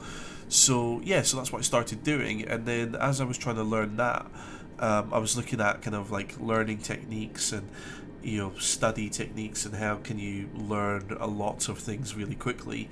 And one of the sort of the techniques that I found was was like the I think it was Richard Feynman who developed it, where he said that like the best way to try and learn something is to learn, like to learn, not only learn but understand something intuitively. Is if you can learn something like really complex, like how to fly an aircraft, or if you're able to explain how an aircraft flies, but explain it, like understand it at such a deep level that you could explain it to a 5-year-old in very simple language, then if you're able to do that, then you kind of not only have learned what you need to learn, but you understand it. It's very easy for people to learn something and then they can just regurgitate it in an exam, but it's the understanding that, right, okay, when X happens, then the plane reacts like that. The plane reacts like that because when you increase the throttle, it pushes the plane forward faster through the air. That means the air passing over the wings is higher. That means that the wings generate more lift. So that's why when you increase the throttle in the plane goes up. Things like that. So yeah, so once you can do that, then you'll not only learn but understand what it is you're trying to learn about. So that's why I started making my videos. I thought, well, okay, I'll learn about it, but then when I learn, I'll make videos about it and I'll share that, and hopefully that helps other people learn about aviation and flying and flight simulation, but it also helps me learn about aviation, flying and flight simulation. So that's kind of where I started with my channel and why I started my channel. Do I think that it helps? Yes, I do. I think that there's a lot of things that it helps with. There are a lot of things it doesn't help with. You know, you can develop not necessarily bad habits, but when you're just starting out with flight sim, there's certain ways of doing things that you don't know about. So it does help with certain things. Like, I've learned how to read all of these instruments through flight simming. You know, I know this is the airspeed. I know what the attitude indicator looks like. I know what all these little markers on the attitude indicator represent. So it's good for learning things like that. But for learning, you know, correct processes and procedures, you really need to be, you know, receive professional instruction to do that. But I think, yeah, to give you like a base and a foundation of knowledge, it does help being flying in the simulator, as long as you approach it with the intention that it's going to be, yeah, you're using it as a training aid rather than a game. Yeah, a simulator absolutely does help. Let's see, Santanu, I think it's how you pronounce your name. Which airline do I work for? So it's not an airline per se. I work for a flying school called Highland Aviation. So it's a flying school based at Inverness Airport in Scotland. And I work in operations. So I do all like the flight scheduling, maintenance scheduling, and bits and pieces. Let's see, Poseidon63, the fly-by-wire stable version now enables you to load SimBrief flight plans directly to MCDU. That's really good to know. I do apologise, sorry, my nose is getting blocked up. I forgot to, I usually use a nasal spray in the winter to keep my my nose clear. Let's see, Mick Collins, did I see your message about trying to use your bits and pieces from your lift presentation? No, I didn't see that, Mick. If you could, yeah, if you don't mind putting the message in the chat again there. I don't remember seeing a message from you before, so I'm just scrolling up here. Live chat. Okay, sorry, Mick, I didn't see that message before. If you don't mind popping it in the chat again, I'll pick it up and I'll have a read. Aberdeen Aviation, have you got any recommendations for FSX freeware? Oh gosh, it's been a long time since I've used FSX. FSX freeware, not particularly. I when I was much younger, I used to use a lot of freeware. Again, this is when I was still playing flight sim as a game rather than a simulator. But yeah, I started to shy away from freeware because there's some good stuff out there, which is freeware, but there's also a lot of not so good stuff, and I think, yeah, if you're not careful, you can get bogged down with a lot of junk. But as TRP just said there, Simviation, there were websites out there that had a lot of freeware planes that you could download. And yeah, some of them were really good, some of them were not so good.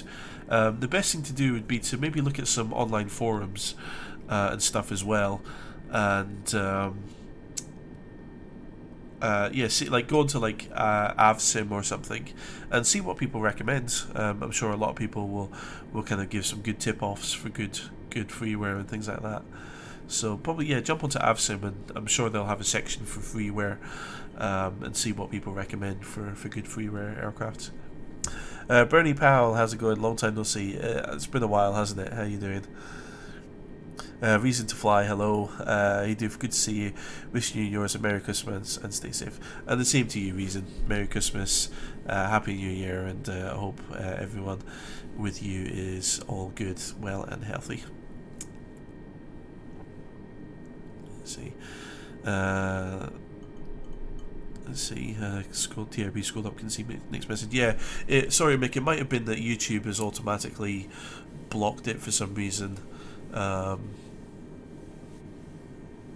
Yeah, because it used to be, because YouTube for some reason used to have two live chat streams. There was a top chat, and then there was a full live chat.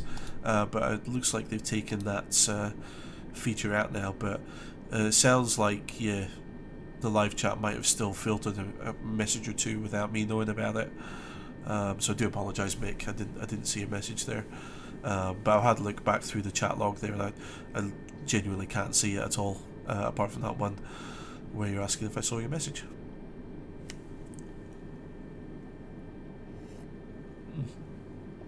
Coffee is now well and truly ice cold, which is lovely. Shall I continue to do my ASMR coffee drinking?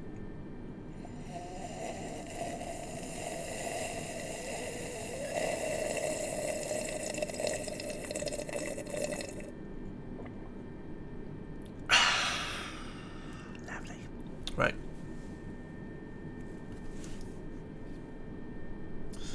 Let's see.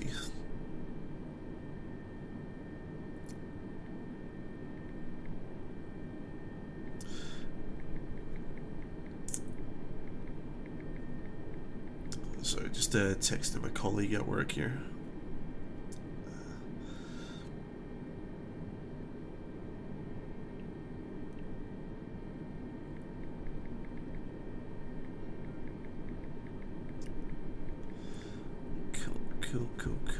Cool. Let's see, I need an iced Inverness coffee. Yeah.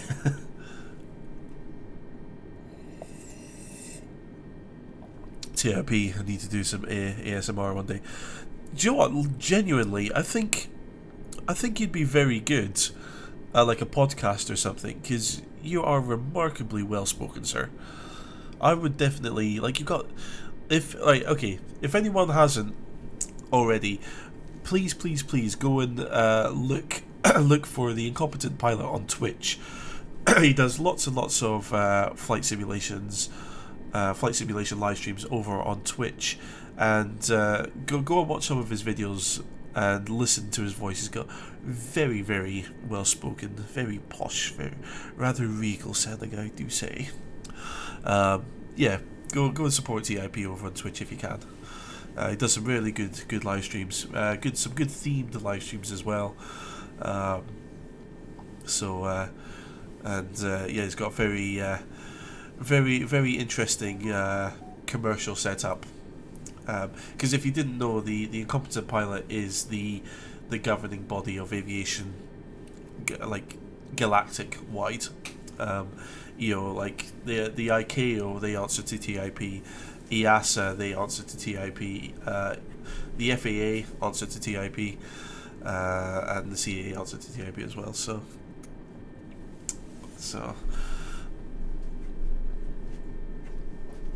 yeah, and of course he likes insulting all his passengers as well.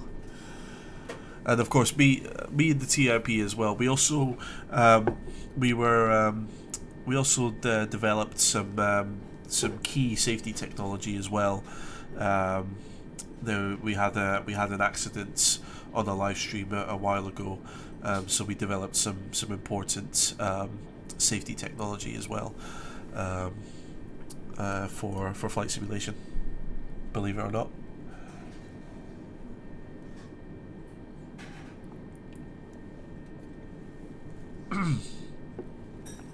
Let's see. Robin Hood, when you were learning to fly and you had to communicate with ATC for the first time, did you find it daunting? Yes, absolutely. That was actually one of the biggest things I was worried about was ATC communication. It was one of the things I was most nervous for. When you do your PPL training, you do also need to get and do some training and do a test to get a radio license, and normally you do that sort of excuse me, I'm hiccuping now. You do that training with a former I did it with a former air traffic controller, and he gave me lots of confidence for communicating by radio and stuff. And because he was a former air traffic controller as well, he was teaching me to say the things that air traffic controllers need to hear and want to hear, because the thing is, when you're flying, if your radio communications are clear, confident and correct, then air traffic control will give you a much easier time when you're flying in the air. Because if you change frequency and you go Inverness radar Golf Romeo Golf, okay, that was a bad example, let me try that again. If you contact radar and say Inverness radar Golf Bravo Romeo Lima Papa, request basic service. If you sound clear, confident, and you know exactly what you're asking for, and you know exactly what you're trying to do, then air traffic control will go, okay, this pilot knows what he's doing. That makes my life easier. I don't have to keep watching this guy, because if I ask him to do something, if I say Golf Bravo Romeo Lima Papa, basic service not above 3,000 feet. Basic service not above 3,000 feet, Golf Lima Papa. So that then gives air traffic control the confidence to say, right, this guy knows what he's doing. He sounds calm. He sounds confident. He's reading back and understanding everything I'm asking him to do. I'm okay with him. So I don't need to keep going and keep checking on him, or I don't need to say oh, can you tell me, report when you're over this landmark, or report when you're in that position. You just he's just right, okay, I've got someone on the radio who knows what they're doing. I can relax. So that really helped me a lot. In knowing what information I need to deliver to air traffic control. Because they'll say when you're going cross country and you change onto a new frequency, they'll say, Golf Lima Papa, pass your message. And when they say that, you have to give different pieces of information in a very specific order, which I can't remember right now. But when they say pass your message, they're expecting certain information in a certain order, and if you then pipe up on the radio and go, Golf Bravo Romeo Lima Papa, PA 38, altitude 3,000 feet on QNH 1007. We're about 5 or 6 miles south of Wick. The air traffic control are going to hear that and go, oh god, this guy doesn't know what he's doing. Whereas if you go, Golf Bravo Romeo Lima Papa, PA 38, 6 miles south of Wick, altitude 3,000 feet, QNH 1017, then they go, okay, this guy, he knows what he's doing, he knows what we're looking for, that's all good. So So communicating is daunting to begin with, but once you pick it up, if you get trained by the right people, it's actually really simple and straightforward and good fun. Anyway, let's see. Alan, have you managed to get any hours in the air since we last enjoyed your company, Joss? Yes, I think I'm about 65 hours total flight time, which means I've done about 20 hours of flying solo. I could have gone today, but I think it's really nice in Inverness at the moment, but I think the upper altitude winds are quite bumpy, or quite high, which would make it quite bumpy, so probably not conducive to real world flying today. Let's see. Safety technology, ejector seats. No, it was the PPE that we developed. And if anyone's watching who remembers what the PPE is, I'm very happy. Let's see. Reason to fly. That accident was your last drinking stream. Might have been, yeah. Well, I can't remember the last time I got properly sozzled on a live stream. I think it was when I flew from Luton to Inverness and back in the 737, and I did some of the best landings I've ever done whilst I was sozzled. Let's see, aviation simulation popped back up in your notifications. Nice to see you back. Yes, yeah, I'm doing that. I know I've been very quiet this year. Hopefully next year I won't be as quiet, but yeah, the second half of this year has just been it's been difficult. So yeah, yeah, I've been very busy with both personal and work stuff. The second half of this year, unfortunately. Let's see, TIP, the main trouble with ATC comms is they mumble, just as you try to listen to an announcement over Holborn. Well, real life ATC comms is much better, and if you have people, if you watch videos of people listening on the handheld radios, they're generally lower powered than aircraft radios are, so when you're listening on a handheld, it does sound quite distorted, or it can sound quite distorted and quite poor, and you might miss messages here and there. But in an actual aircraft radio, the amount of power that's going through the antenna is much higher, which means that the communications are much clearer and usually much louder as well. So when you're actually flying, it's usually the quality of radio communication is a lot better than anything you might hear on a video or anything that's simulated through VATSIM or anything like that. Let's see, Eric D. Just wanted to say thanks for all the tutorials you made. Really helped you out. I have a question about Microsoft Flight Sim. If you have time, I absolutely have time. We've got plenty of time.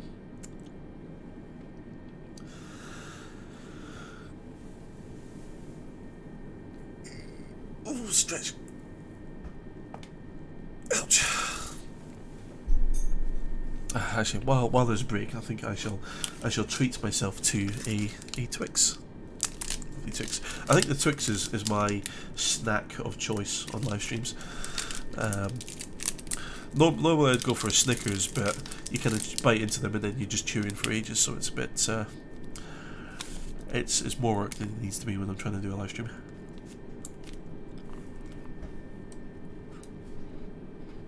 Okay.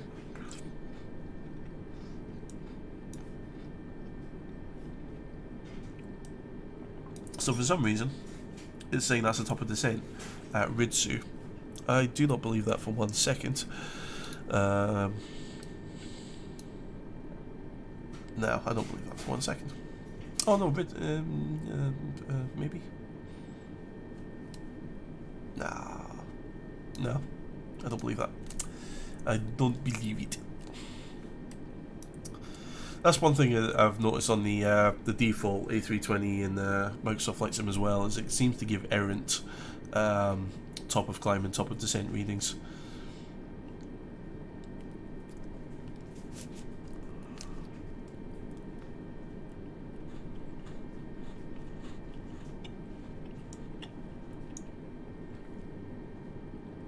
Let's see, Eric. When you fly on Microsoft Flight Sim and VATSIM, Microsoft tends to change your frequencies often. Would you happen to know the fix for this? It could be AI control. Check the AI control and make sure that manage radio comms is disabled, because that could be what might be throwing your frequencies out. Because I would imagine that that's probably automatically changing the frequencies as you fly over particular locations. So yeah, I would suspect it's probably that AI control managed radio comms. I don't have enough experience with this sim to really know. I haven't kind of experienced a lot of the bugs in that myself. But let's see.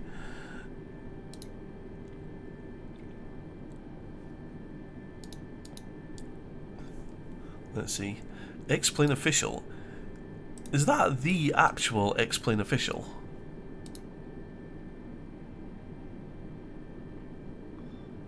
That can't be the actual X-Plane Official, can it? TIP. Research. How did I download Microsoft Flight Sim? I purchased it through Steam and downloaded it. It took It took a good couple of hours to download, I think. It took a long time to download, a really long time. Is that the actual Explain official? Are you actually? Because if you are Explain official, I do love Explain. I do fly and Explain. Like, I've got it. Oh no, you can't see it. I do have Explain. Honest, I do love it. I fly the Zebo. I've got the flight factor 757 and stuff. So yeah, that'd be really cool if that's the actual Explain.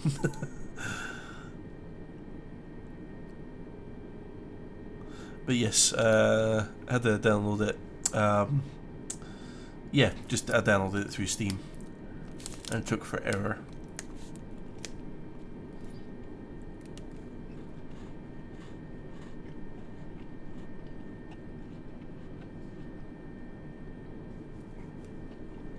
Maybe we are at the top of the descent, because that's the Zebix waypoint ahead of us there.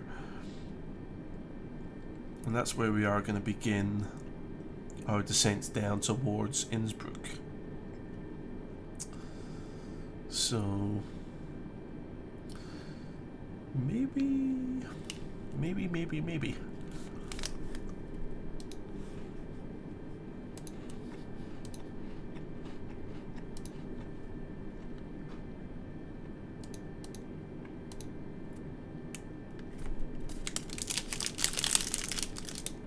So let's see, so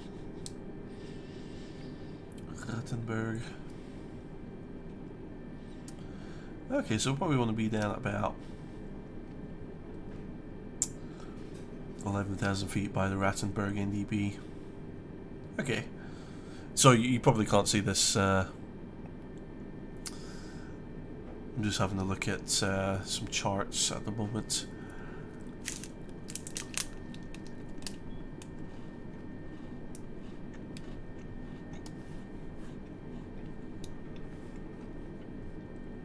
The reason is I don't trust the VNav in this, so I'm just looking at some charts to figure out what altitude I should be at. So I'm not going to start the descent there. I'll probably just as we pass Ritsu, I'll start the descent down to Zebix, and then we'll probably step it down from there as we continue the flight. Because we're going to be flying away from Innsbruck for a little bit, and then start flying back towards it. So don't want to start the descent too early, because we're only going to need to lose about 20,000 feet before we're getting close to the tops of the mountains, and then obviously we'll kind of drop down into the valley. And that's the point. What's the METAR showing at Innsbruck?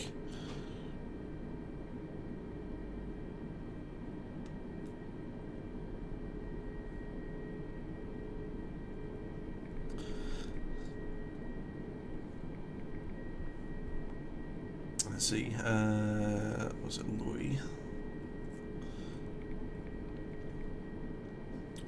Louis METAR, Innsbruck METAR.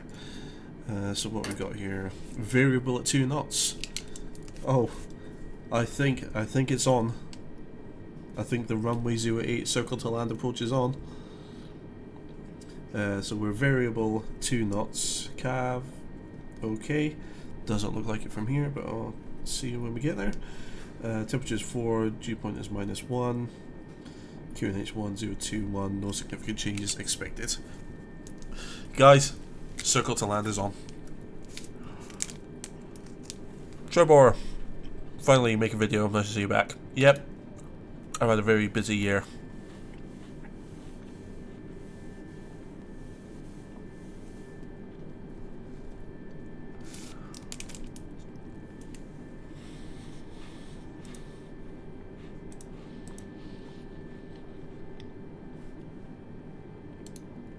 Let's have a look here.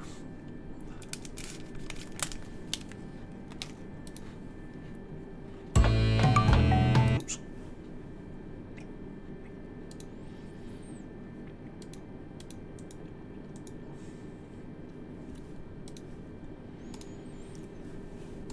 Right, okay, sorry. I'm finished munching my Twix now. It was delicious. Yeah, so sorry, Trevor. Yeah, I've been very quiet this year, but yeah, unfortunately, due to both personal and professional circumstances, I've been rather busy. Why am I wearing a pilot suit now? Because I am a pilot, and I can get away with wearing this without being a pretentious git. No, I am a qualified pilot now. I have my pilot's license right there, and I do work for a training company. So I've got my wings. Hang on, I don't know if you can see that. So I've got my wings right there. I've got my single bar showing that I'm a PPL pilot, but a member of staff of the company. So yeah, and plus I'm just because this is a Christmas special live stream. I'm just throwing in a little odd joke. I guess I could take this off. And yes, and I'm not wearing a tie because I am fat and I can't do up this top button. I probably could do the top button, like if I had someone to help me and like kind of put their foot in my throat to kind of collapse it and then do the button up. I probably could, and then I'd probably suffocate afterwards. But yeah, I thought it was better just not to not do it.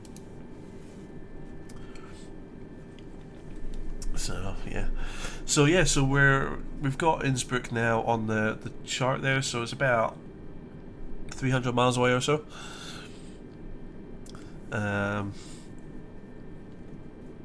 So yeah, we're getting there slowly but surely. We're getting there. And of course, if anyone watching does have Microsoft Flight Sim and you want to do some flying around Innsbruck once I land, yeah, just load in at Innsbruck and I'll see you there. Let's see, David, requesting another live stream before the end of the year with a whiskey this time, please. Well, because we're going into lockdown after Christmas, that will probably happen.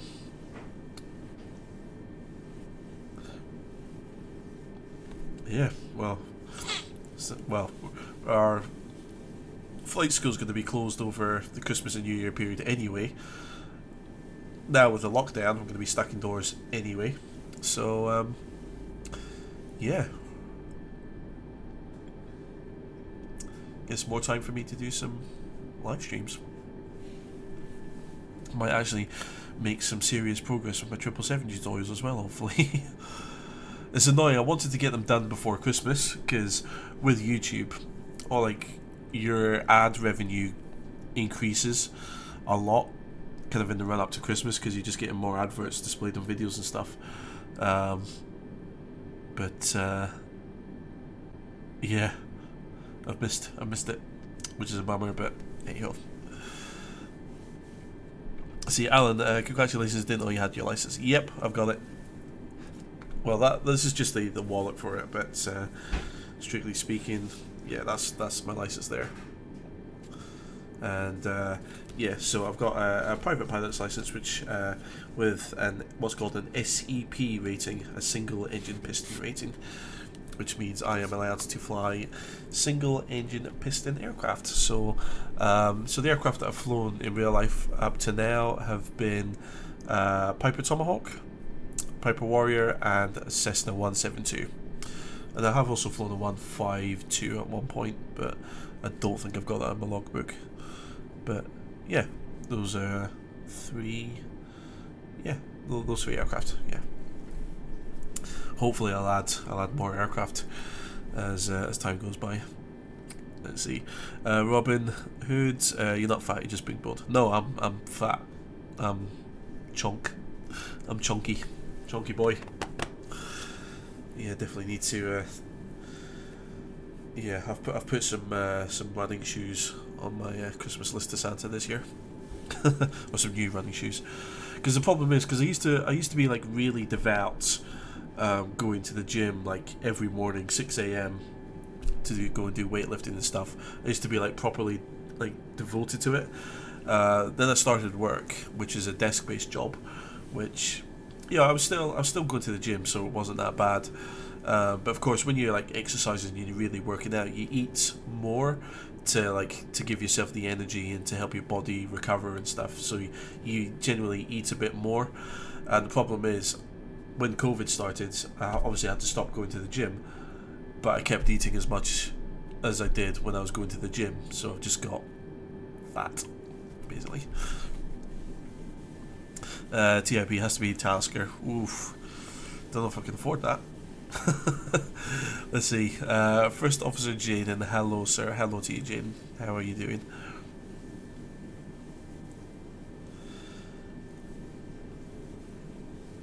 Right, so we are about 80 miles away from Ridzu, so you can see that's Innsbruck just starting to pop up on the display there. So start dialing down the range a bit.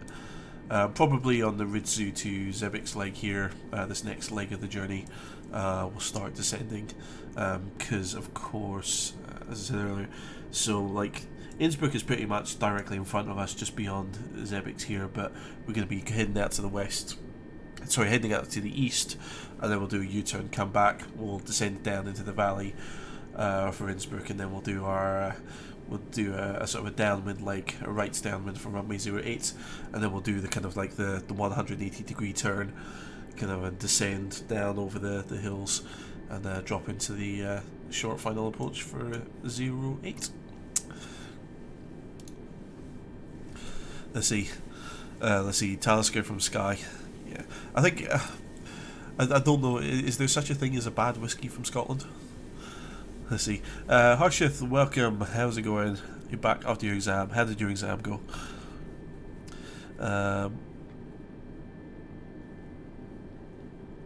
Let's see. Jin commented a doubt in your detailed A320 cockpits tour video. Oh, okay. What was your doubt? What was wrong?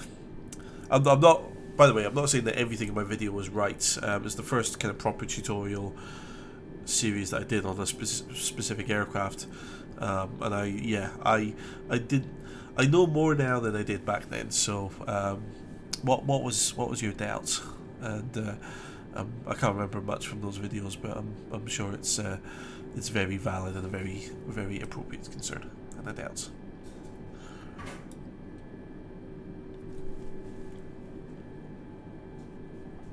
Let's see, TIP, no such thing as a bad whiskey. Yeah, I thought so. Although I've been hearing like all these, yeah, because I remember, what was it, getting into arguments with people about how whiskey is spelled, or spelt, sorry, and then I remember going and looking it up, and then I saw some reviews saying that like Japanese whiskey is better than Scottish. I was just like, oh, how dare they say such blasphemy. Japanese whiskey is better than Scottish. How dare they? I am offended. As being half Scottish, I am legitimately offended by that. Half offended. Don't know what I'm saying. I'm going crazy. Anywho. Right. We're just kind of waiting now. We're just waiting to get a bit closer to Innsbruck, basically. So I'm just going to chill out, enjoy, have some fun.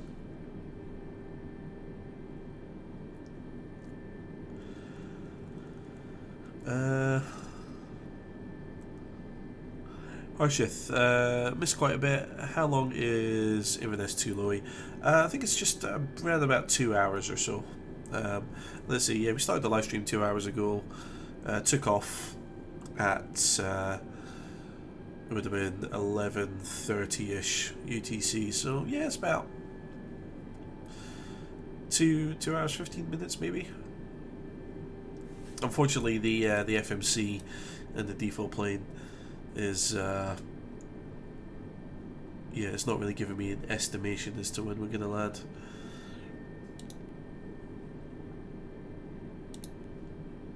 You know, we were saying we're due to arrive at 13:09 minutes, 13:09 now, but 13:12.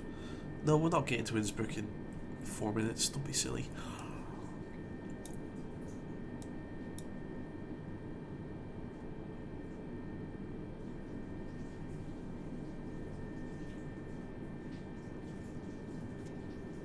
Let's see. TIP. I never have any other whiskey but Scottish. That's for me. Good man. Good man. Yeah. It'll probably be our only export if we gain Scottish independence. So yeah, because we'll run out of oil within like 10 years probably. First Officer Jin, you know when we press the speed knob on the autopilot panel, it'll show the dashes. The doubt is this a rare thing that pilots do? I don't know is the short answer. I'm not a commercial pilot myself, so they probably push the control in and also pull it out at different times depending on the circumstances as well. Because I know that when you push the control in, it gives these dashes and it gives the little orange ball or the orange circle, and that means that the plane is going to fly to the speeds that the computer has calculated, essentially. So at the moment, the computer has calculated that we should be flying at Mach 0.782 is the most economical and efficient speed for the aircraft to be flying. So with the control pushed in, the plane's going to fly to that. However, when you pull the control out, that then lets the pilots select the speed, which I would imagine if they're flying close to an airport, that might be when they would use that. So if air traffic control say, can you slow down to 230 knots, the pilots will then pull the control and reduce the speed to 230 knots, and then you will see the 230 there, and the plane will then fly to the speed that the pilots have set. So so the way I like to think of it is, when you push the control, you are giving control to the aircraft. When you pull the control, you're like saying, like, I want you to fly at this speed. But when you pull the control, you're saying, do what I tell you to do. And then when you push the control, it's like you tell the plane, you do what you've calculated to do. Is kind of the way that I see it. Again, it depends on. Again, I don't know. I'm not a commercial pilot myself, so they may use the speed manually at different times, depending on what they've been trained to do. And again, different companies have different procedures. You know, some companies will say, yeah, you know, push the control in and let the plane do it at this part of the flight. Other companies might say, no, we want you to set the speeds to this specific value to do a thing. So it's difficult to say, but hopefully that's given some insight into into how the speed works.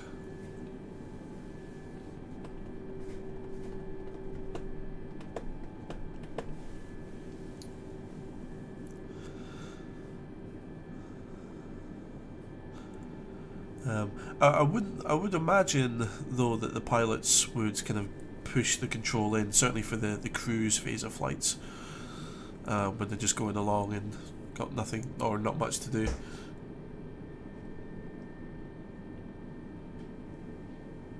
I'd imagine that they would just give control over to the plane and let the plane fly at the speed it deems necessary. And it's the same with the heading and the altitude as well. Like, you can push the heading in and say, right, you fly to the navigation route that you've calculated, and you can also pull the control out to say, right, I want you to turn to this heading, and then you can then rotate it to select the heading. Same with the altitude.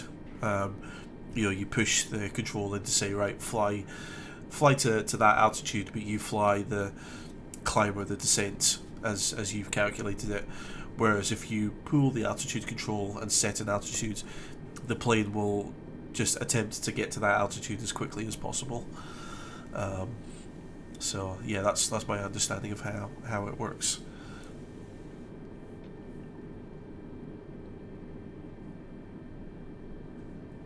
Let's see, Jaden, thank you, and thank you, Harshit. Yeah, no problem at all.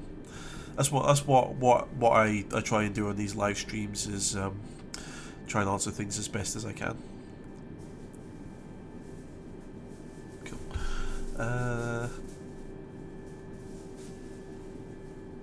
Let's see, Jacob. Hey, how you doing? I'm alright, Jacob. How are you doing? Jacob Boinevsky, is that how you pronounce your surname there? Could be, maybe. And Sean, and he's dumb. Who's dumb, Sean? Who are you calling dumb? Harshith, can you suggest a 1 to 1.5 hour flight? Looking to spend some time in F6 after a long time. 1 to 1.5 hour flight. Most of the flights in the UK are typically, like if you start in London and go to, Paris, Berlin, Amsterdam, kind of are probably the shorter flights. You're probably looking at a flight which is anywhere kind of in the region of about 500 nautical miles, probably, or about 500 miles, I would say. So it's usually a domestic flight, so you can go to any major city in any country apart from America, or like big landmass countries like America, Russia, China. But like any European country, you go to any major city and fly to another one. It's probably about an hour to an hour and a half. Oh, hello, is someone fairly close by the looks of it, or is that just network ping catching up? I just saw the name kind of go streaking by and I thought, oh, is that someone quite close by? But I think it was just network things.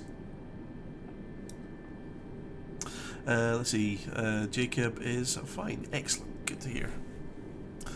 David, I love the way you explain things so clear. I do my best. I do, but try.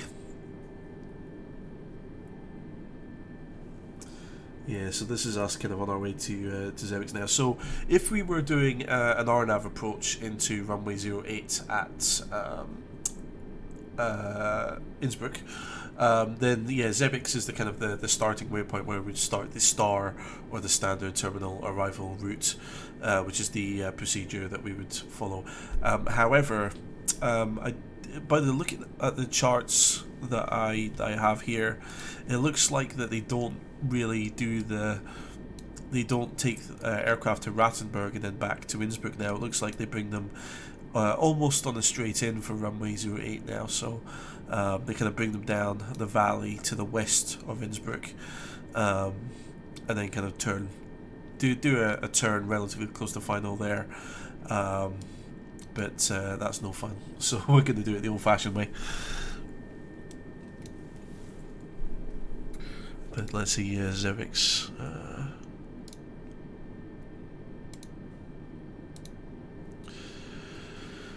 So yeah, Zebix to Elmem, and then I believe that the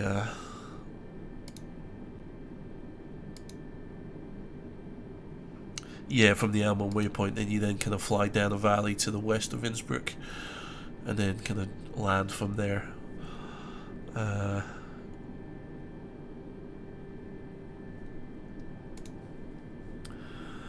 Let's see, First Officer Jin, what's your current job now? So I work as an operations assistant at a flying school, so some people might call me a glorified receptionist, but I do basically, I schedule customers for flights, I schedule maintenance, I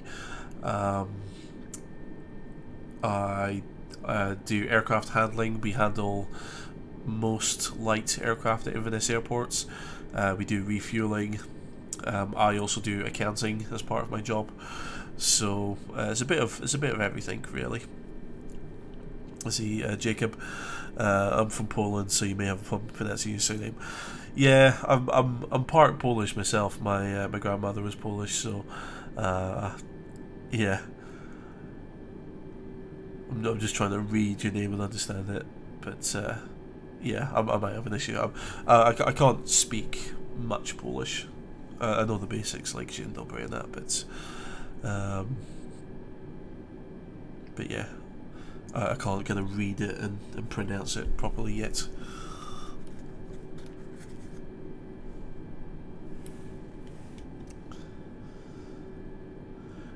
so yeah, so we've got a bit of a headwind at the moment as well, so probably going to be some slow going.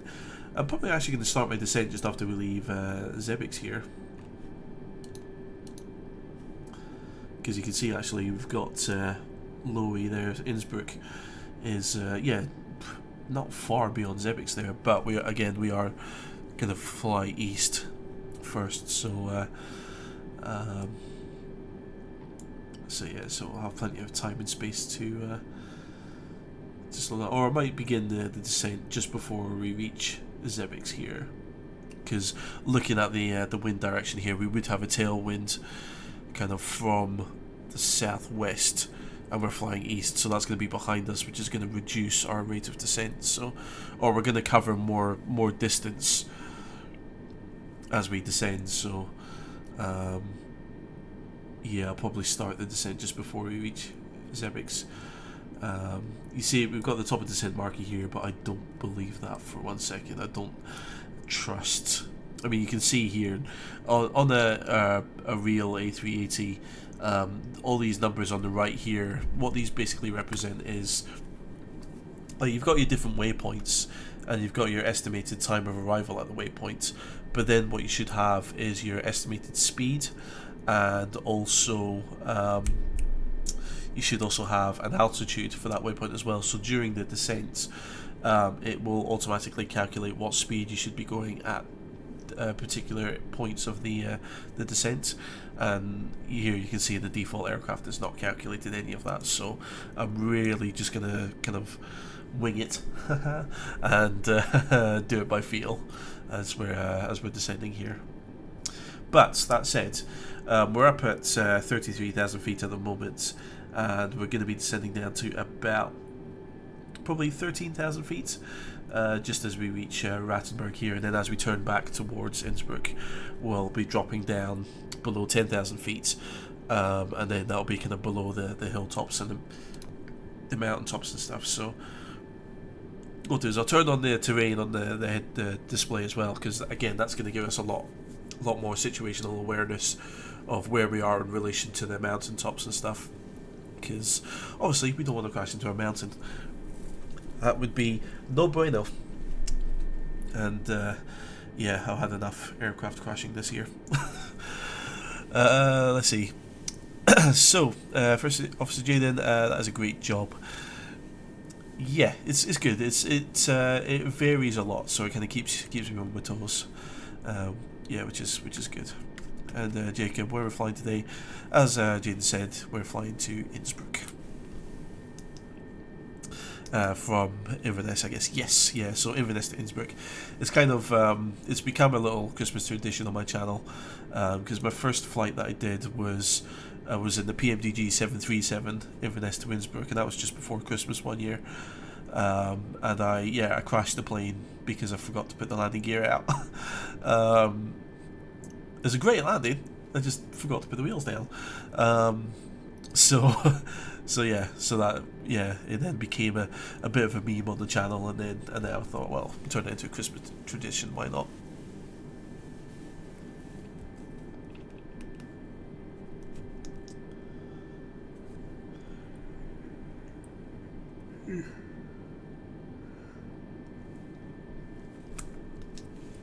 Let's see, Scarlet Hornet, welcome, how's it going? Hello to you, good to see you again. Reason to Fly, you remember that? Yeah. I still maintain that was one of the best landings I've ever done. I didn't trigger the crash in the sim, because you know how in the simulator you normally crash and the sim just kind of pauses and says, "Oh, you crashed, you made a boo-boo." It didn't. It was FSX, and yeah, it was FSX, and yeah, I landed, the plane skidded along the runway, came to a stop. I had the throttles there, and I started throttling up to try and like taxi off the runway because I thought the auto brakes got stuck on, and then the plane wasn't moving. I put like full power in, and the plane wasn't moving. I was thinking, why is it not moving? And then I changed to an external view, and there was the plane, engine still running but sat on its belly and on the engines. I was just like, oops. Let's see, Harshith. What was the April Fool's video? The 1 minute flight or something? Yeah, so that was the world's shortest commercial flight from Westray to Papa Westray, or Papa Westray. So basically, there's 2 islands in the Scottish Hebrides, and the world's shortest commercial flight is between these 2 islands, and it's literally a flight time of about, depending on what direction the winds are coming from, it can be a flight time of somewhere between 60 to 90 seconds. Legitimately. One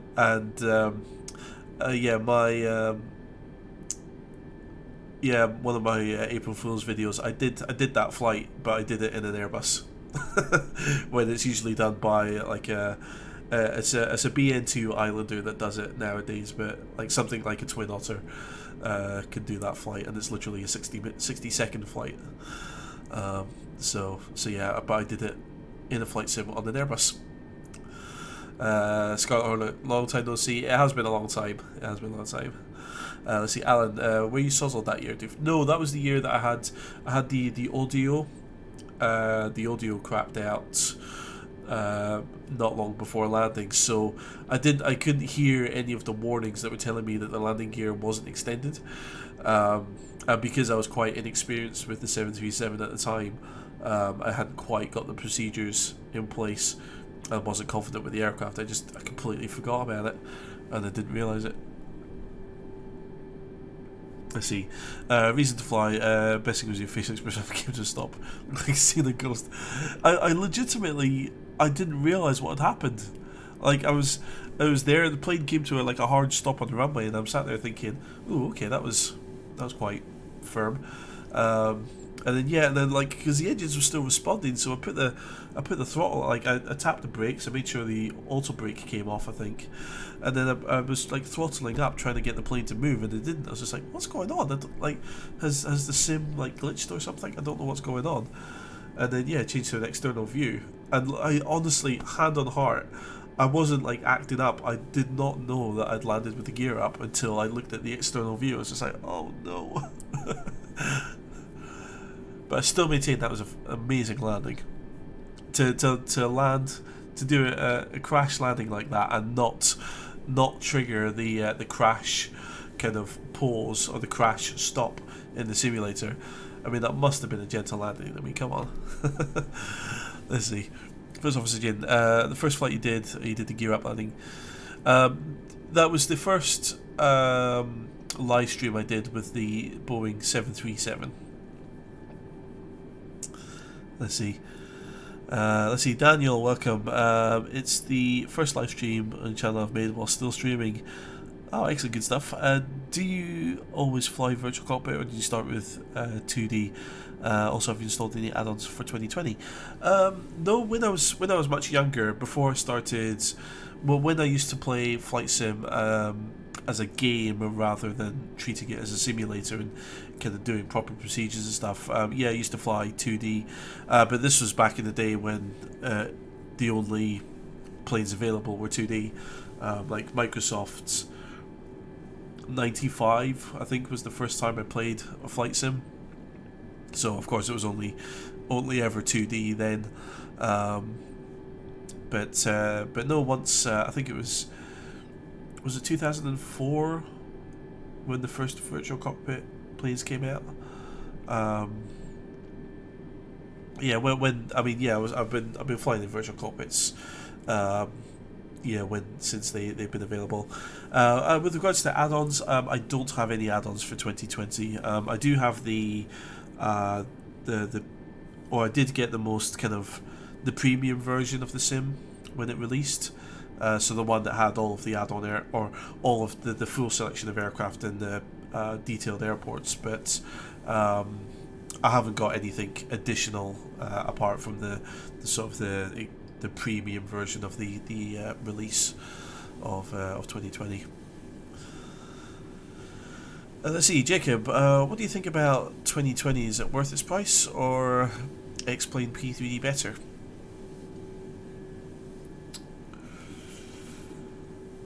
Let's see, so I don't think they fulfill the same roles the simulators. So Microsoft 2020, in its current state, I still think it's more of a game than a simulator at the moment. I think in time, when the developers start releasing good add-on aircraft for Microsoft 2020, 2020 will then become sort of a foundation for good detailed aircraft. And when I see detailed, I mean like all of the electrical systems, the flight computer systems, the control systems, hydraulic systems, all of the coding that goes into all of the stuff behind the scenes is much more detailed and accurate and correct. Whereas the aircraft that are available, the default aircraft that are available in Microsoft Flight Sim 2020 are rather superficial. There's a few buttons and switches that you can click and do this and do that, but there's not really. I think the coding behind all of those is rather basic. Whereas if you look at something like a PMDG aircraft, if you turn off one of the hydraulic pumps in flight, for example, you're going to start seeing, you'll see the hydraulic pressure will start to decrease. You'll see all of the associated warnings that pop up with such an event in the aircraft, and you'll see the aircraft begin to react. For example, some of the flight control surfaces will stop working or react slower, whereas in the default aircraft, for example, if I turn off, these are the flight computers here, I turn them off, the plane's done something, but I'm not getting any errors to say that the flight computers have stopped working. The navigation systems are inoperative. Let's see, what else can we do? Yeah, the ground proximity warning system. I can't use any of these, whereas in a more detailed aircraft I could use all of these systems. So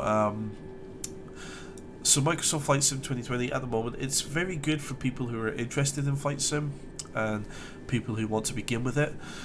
For the price, for what you get, I think, I don't know.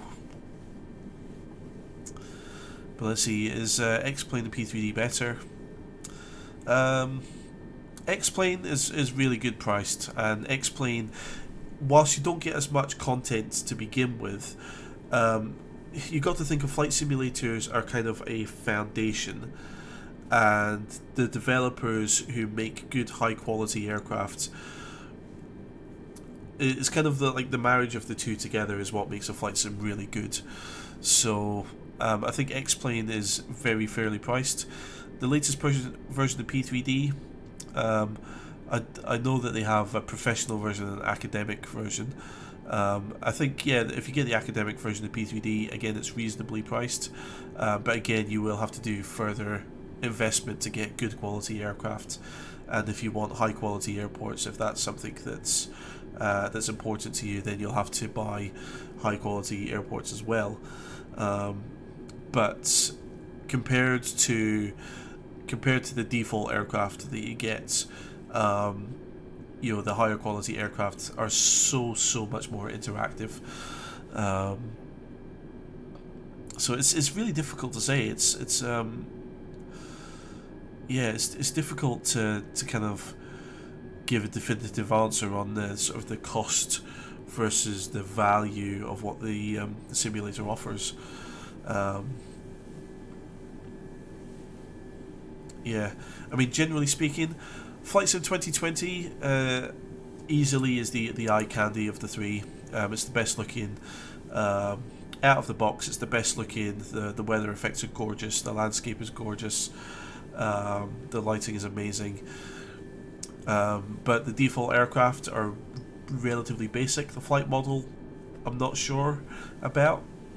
I don't think the flight model is quite there. X-Plane has the best flight model. It's got a good selection of default aircraft that you know, yeah, like, and the physics model with the X-plane is the best of the three. Yeah, but I mean the world compared, the world is not as detailed compared to Microsoft's 2020. And then P3D, again, the world is not as detailed. The flight model is a bit kind of stiff. However, a lot of the developers have made very good add-on aircraft for the P3D platform. So if you favour really good, high fidelity, high quality aircraft and systems simulation within the aircraft, P3D is probably the way to go. So it's really difficult to suggest one over the other, or say anything about the cost versus the benefit of each. Anyway, sorry, I really went off on that one. Let's have a look here. Radio Man, welcome. How's it going? Let's see. First Officer Jin, do they use flight sims in a mobile? No, I haven't. I did play like an old mobile version of X-Plane a while ago, but like it was just a couple of flights, and then I didn't really look at it after that.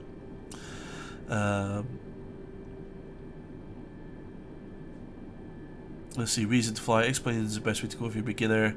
To get it to look good, there's a lot of research. Most inexpensive. Yeah, I would agree with that. Yeah, X-Plane is a lot more user friendly. X-Plane 11 is much more user friendly than previous versions.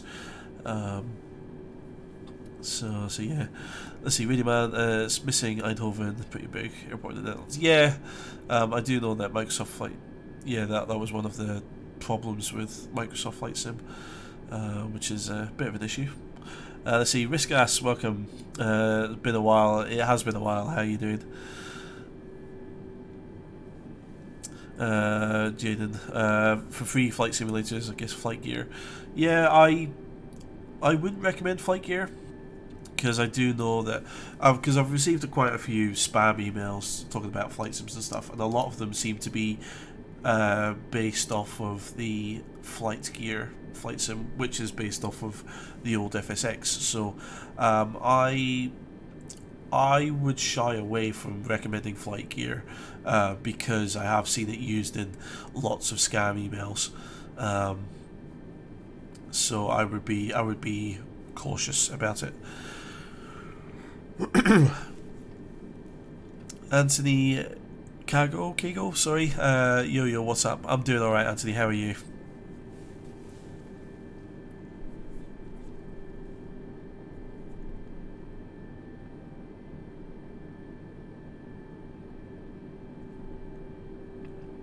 Let's see. Flight Gear is a beginner free flight sim. Yeah, again, just be very careful and do your research if you're looking at Flight Gear. Again, I've received too many kind of scam emails talking about, this brand new flight simulator is being released, and when you look at the screenshots, it's identical to FSX. And then I think after doing some more research into it, it looks like it's based off of Flight Gear, which again, as I say, it is based off of FSX. But yeah, I would be careful with Flight Gear. Okay, that's us just reaching the Zebix waypoint now. So what we're going to do is we're going to dial the altitude down to about, what did I say, it was about 13,000 feet, I think. And what we'll do is we'll pull the control as well, which puts us in an open descent, which means that the plane will just kind of try and get down to that altitude as quickly as possible.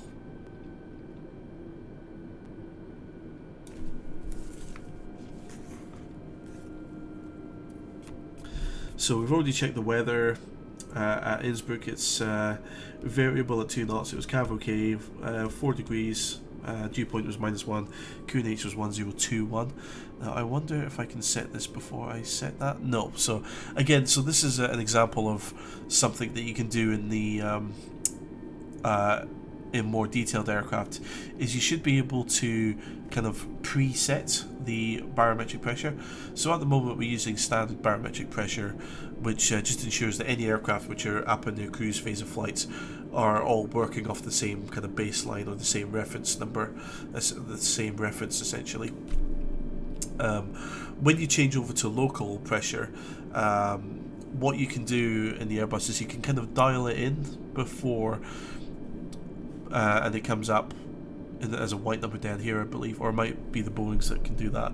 But anyway, you can kind of preset it, and then when you push the control to switch back to the local barometric pressure, that then it, like, rather than having to push it and then change it, you can kind of change it and then push it to switch.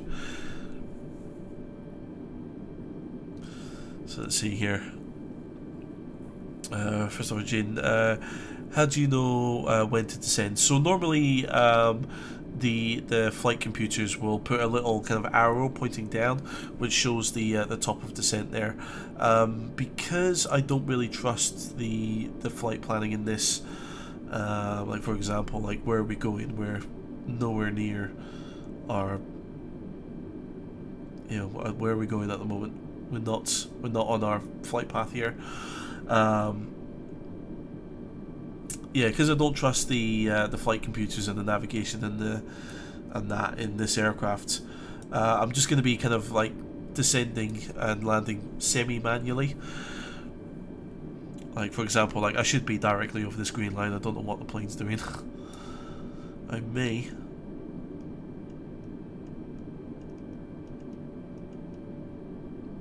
Right, so I'll pull control out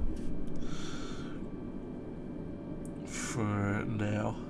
Looks like we've got a few people down at Innsbruck at the moment here, which is good to see.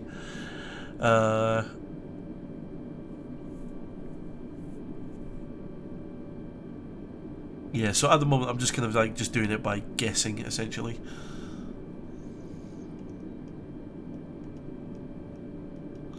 Right, let's get back onto where we should be, shall we?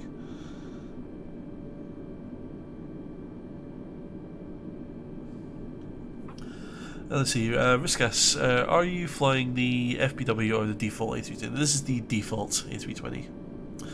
Let's see, Anthony, what's on our cargo manifest today? Is Gina on board? No, Gina's been replaced. Gina's been replaced now, unfortunately. And what's on our cargo manifest today? Of course, it's one peanut, of course. I mean, what, like, baggage? Why would we take people's bags when we've got a peanut that we need to transport?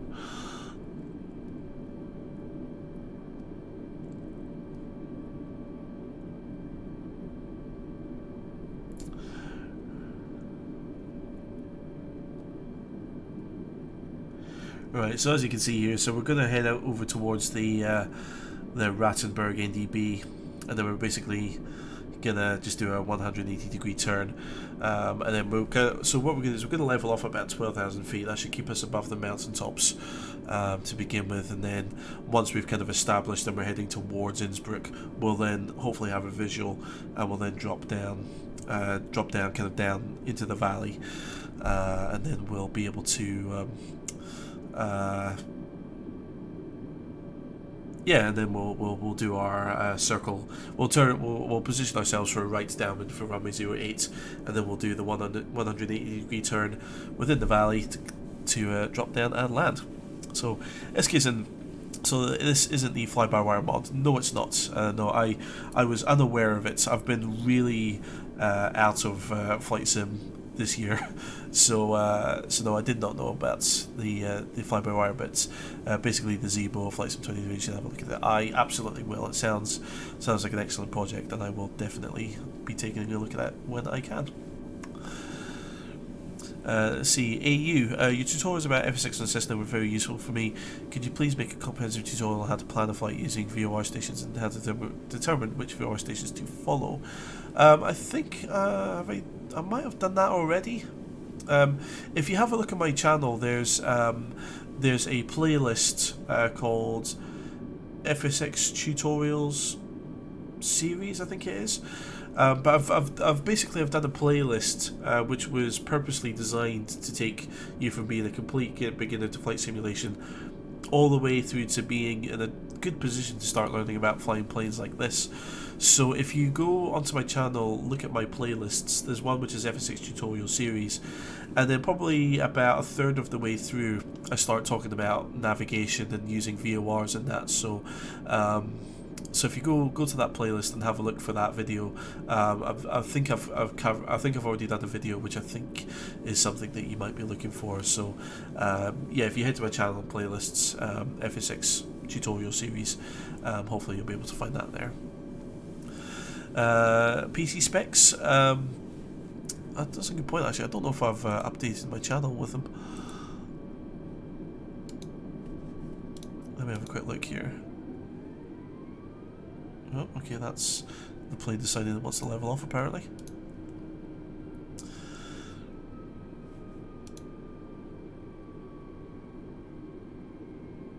Okay, no, I haven't updated my PC specs on my channel. Basically, I'm running a 2080, RTX 2080. I've got a powerful CPU. Basically, it's a high-end computer before the RTX 3000 series came out. So it's kind of like an Intel i9, I think it is. I can't remember actually. I don't know, but I think it's an Intel i9, whichever is the most popular kind of gaming CPU, and RTX 2080 Ti. Is it Ti? Or is it just, I can't remember.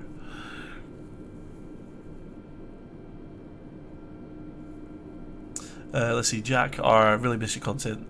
Yeah, I've missed making it. As I said, this year has been very difficult. The second half of this year has been quite a challenge for me, so both kind of in a personal and professional context. So yeah, so my mind's not really been kind of on making stuff or making videos and doing tutorials and stuff, I'm afraid. So I do feel bad about not doing it, but I hope you guys can trust me when I say that yeah, I've had other more important things to be focused on.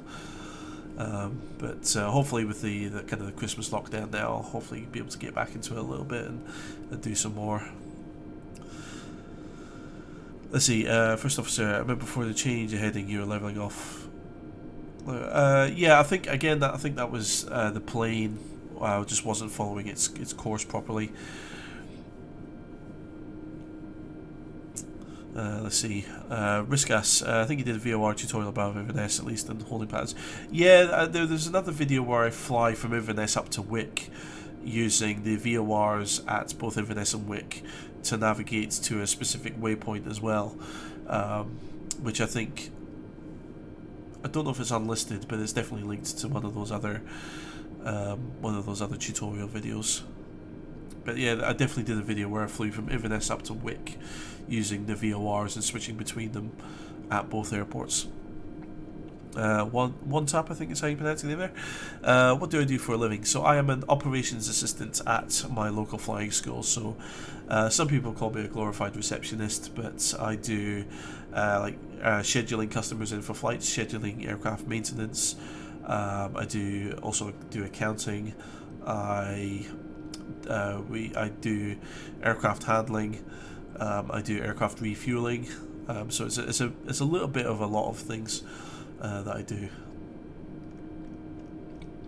Right, so that's Rattenberg off our right wing now. So I'm gonna turn around to the right here.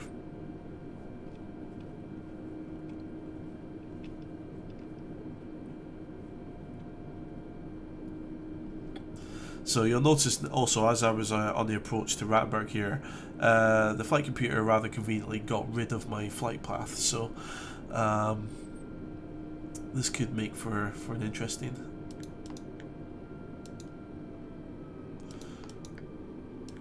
approach. Right, now this is inconvenient. I need my speed to be in knots right now, and I can't change it.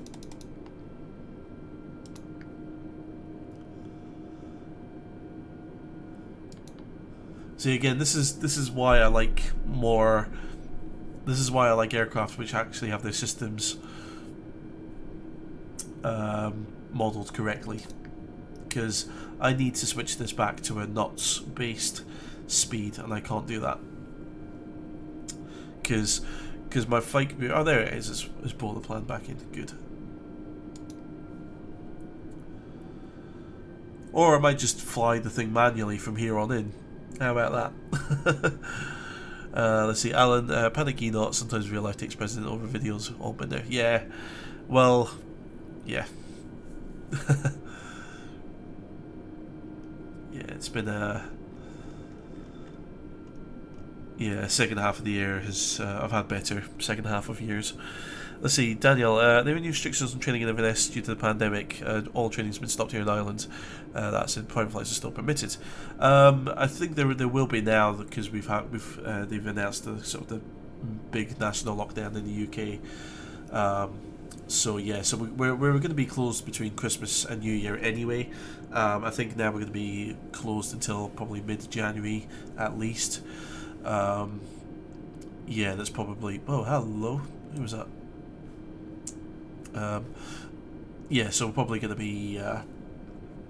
be closed now until mid-January, and yeah, that's definitely going to put restrictions on doing training. Of course, having an instructor and a student being in a confined space together is not going to be acceptable.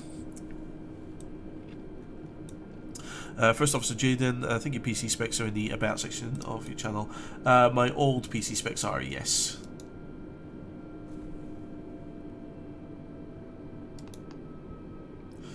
Yeah, I still need...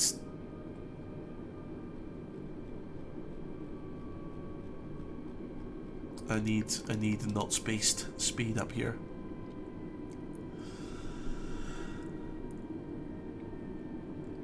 Let's see, SK and at least remember to get the gear down in time. Thank you very much. Great minds are thinking alike.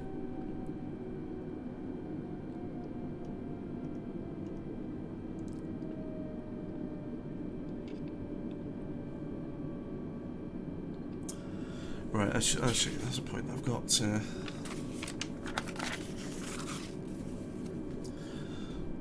Haven't been doing any of this, have I?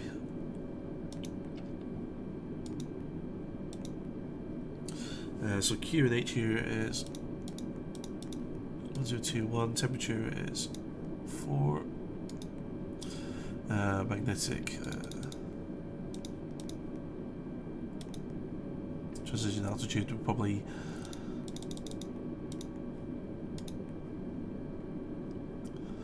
so VA approach speed is 157.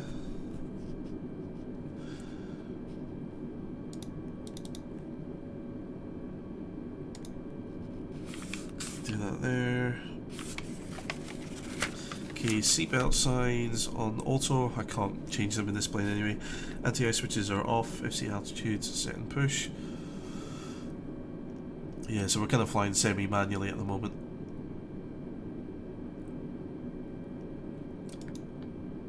I can't, rather annoyingly, I can't change the speed here.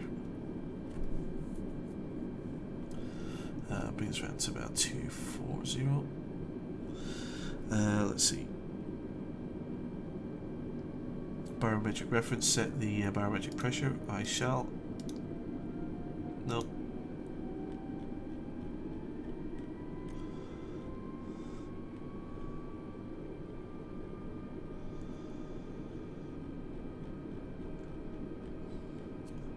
Unfortunately, the barometric reference is quite high here, so 1021.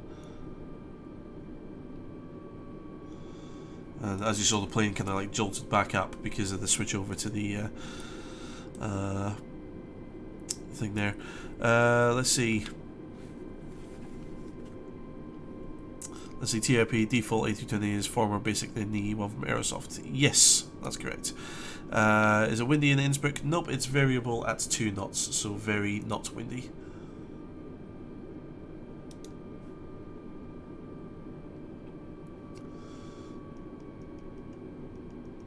So we come 10 degrees to the left.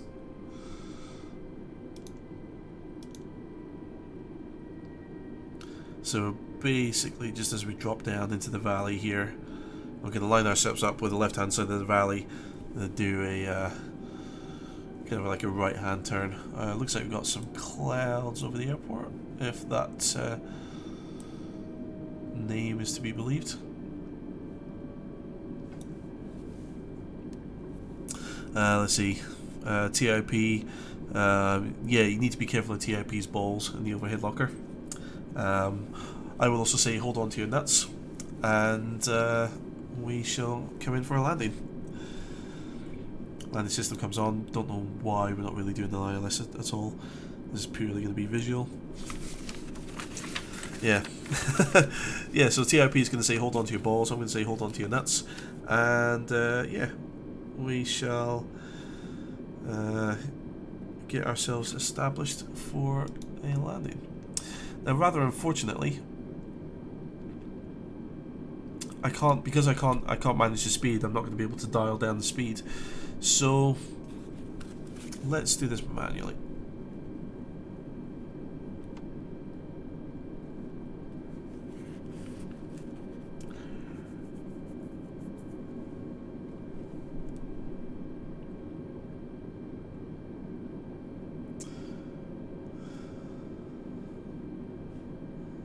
$2,500.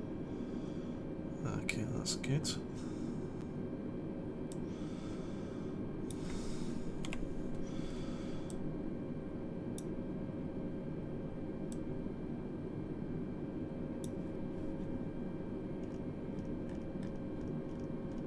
So we'll start turning away from this hilltop here.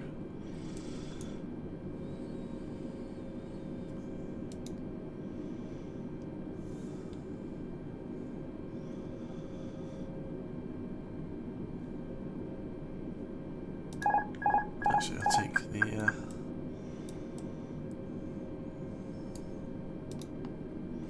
go to the auto throttle there as well. So that let's just fly this purely manually from now on. Go first stage of flaps.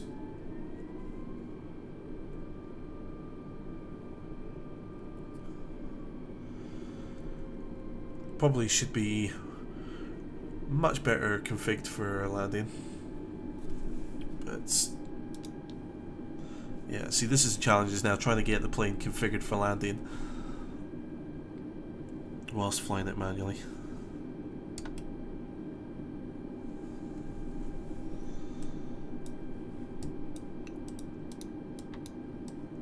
Get those there.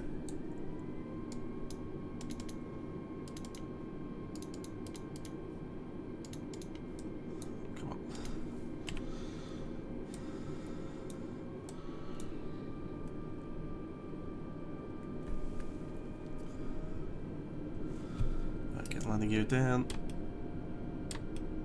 Get the flaps down.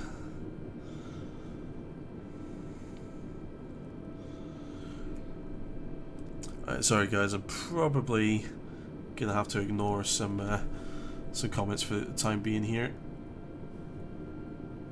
Hello, Ninja.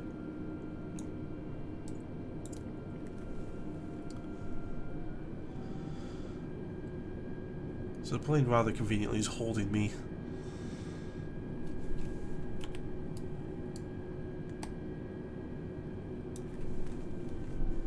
So trying to get the camera in a decent position.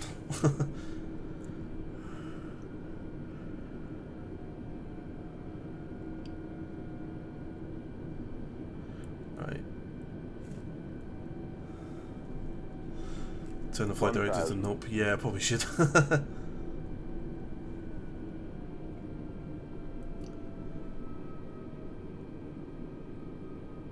I'll just bring it around here.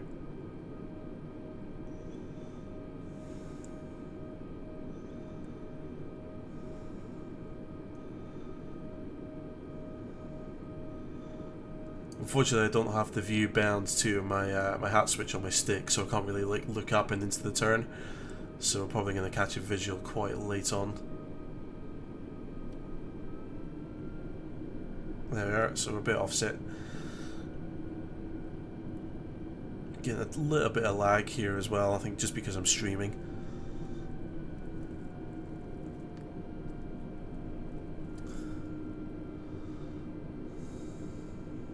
So it's just behind the pillar on the left there.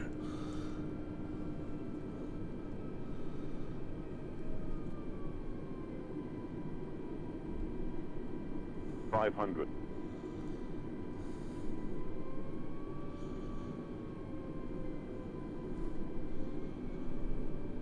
400.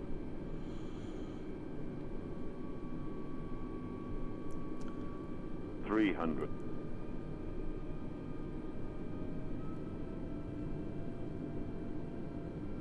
200.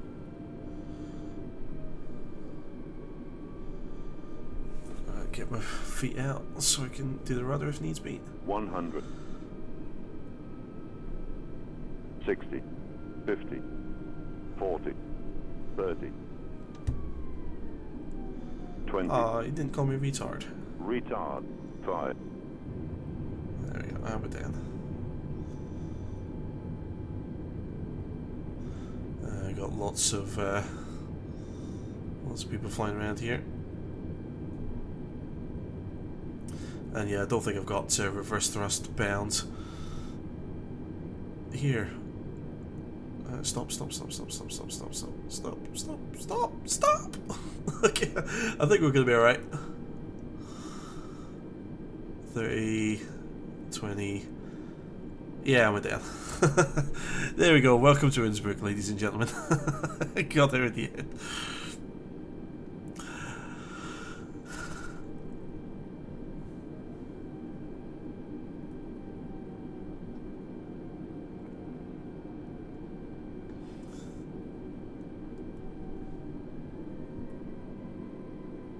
Oh, don't quite have enough power.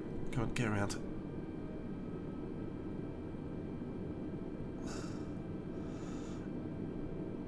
There we go.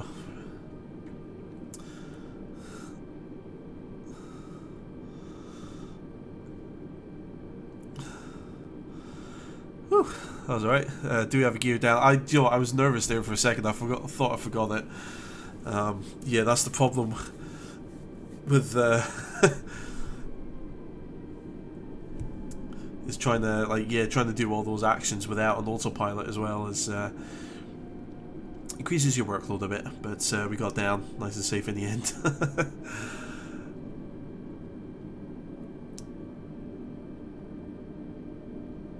Excellent. So, mountains terrain, good luck. Yeah, thanks, Robin. I needed that.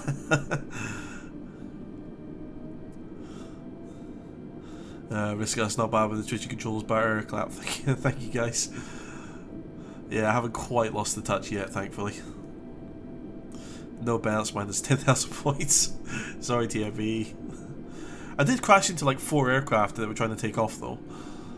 I mean, we all saw it. They were all going on the wrong way on the runway.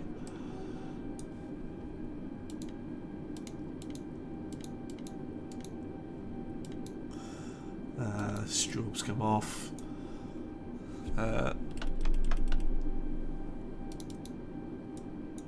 The spoilers didn't deploy. Did I manage to arm those before? I thought the plane didn't decelerate as quickly as I would have wanted it to, but yeah, it looks like the spoilers didn't deploy. I didn't have reverse thrust kind of mapped either on my throttle, so I do have it mapped, but it's not working for some reason.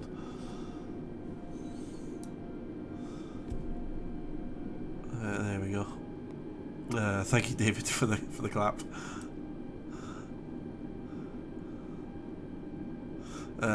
TIP, yes, he did hit 4 aircraft. Billion points. Billion. Is that the highest points award ever? I feel like that's the highest points that have ever been awarded to someone. Alright, I'll just bring it forward here. I guess round about there should do it. Parking brake on. Where are we? Clock stop, nope. Landing lights were off, nose light went to taxi. Runway turn offs came off, flaps came up, spoilers didn't deploy. Transponder was set off, weather radar. We didn't use the weather radar, told it, but no. Landing system off. Brake temperature, can't check it. I don't think, anyway. Wheel, in up, of course it is. APU master, APU start switch, have I hit that? It's available anyway. Parking brake on, engine master switches 1 and 2 come off. Taxi light comes off. Fuel pumps come off. Where are we? Beacon light off. Seatbelt signs. Nope, you're still not allowed to take your seatbelts off apparently. So there we go. There you go. That is that is the flight from Inverness to Innsbruck Christmas special done and dusted with not too much a bad landing. So let's see. Viscas, is that an A380 default? Yes, that is an A380. Of course, you know, A380 is well known for flying in and out of Innsbruck. Let's see. David, do I get to fly at work? Not for work purposes. I fly there. I hire the aircraft from work on my days off. But I don't fly there as part of my job. The closest I get is I get to taxi the aircraft to and from the hangar, between the hangar and the North Apron. So that's kind of probably the closest aircraft movement that I get at work. But yeah, as part of a day-to-day job, no, I don't get to fly. Only on my days off I get to fly. Although that said, I might get to do some work-related flying during the lockdown, because what the instructors did over the summer lockdown was they had to take the aircraft out for about a 30-minute flight every couple of weeks, just to kind of keep the engines running and keep the engines ticking over, rather than letting the planes basically rot in a hangar. So I might get invited to go and do that with them over the winter. Yeah, we should see. Let's see. TIP, it's the highest point award ever. Yes, not just one collision before you surpass even me. Tend to only take out a few trees and chainmail fence at the end, but never collided before aircraft. Well done. Thank you very much. Well, thank you to the 4 unsuspecting aircraft that sat at Innsbruck waiting for me to land. So let's see. Excuse me, David. Thank you. Really enjoyed that flight. I'm glad you enjoyed it. That's the main thing. That's really good. Really good. You enjoyed it. Excuse me. Asthma's started kicking for some reason. TIP, fantastic flight. Thank you very much. Jacob, nice. Usually fly 737. Recently don't have time because of school. Curious what do you think about the 737? Maybe a flight both. Yeah, I like when it comes to flying in P3D now that I do most of my flying in. I do prefer the 737 or the PMDG. I do feel like it's a more involved product than, or flying the 737 is more involved than flying the Airbus. But I've actually been thinking about buying the FS Labs Airbus, because I know that's the sort of the gold standard of the Airbus add-ons for the different sims.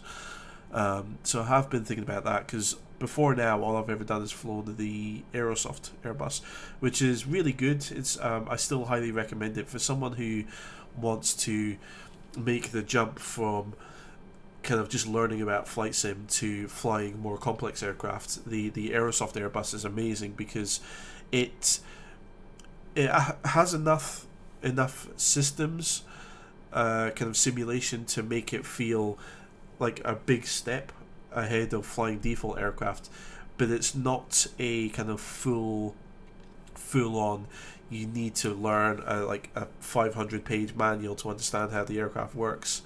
So it's a very good kind of intermediate step between knowing the basics of flight sim and being like a hardcore flight simmer. So so I've been thinking about making the step up to the FS Labs, but out of the two, at the moment, probably I'd say I enjoy flying the 737 more.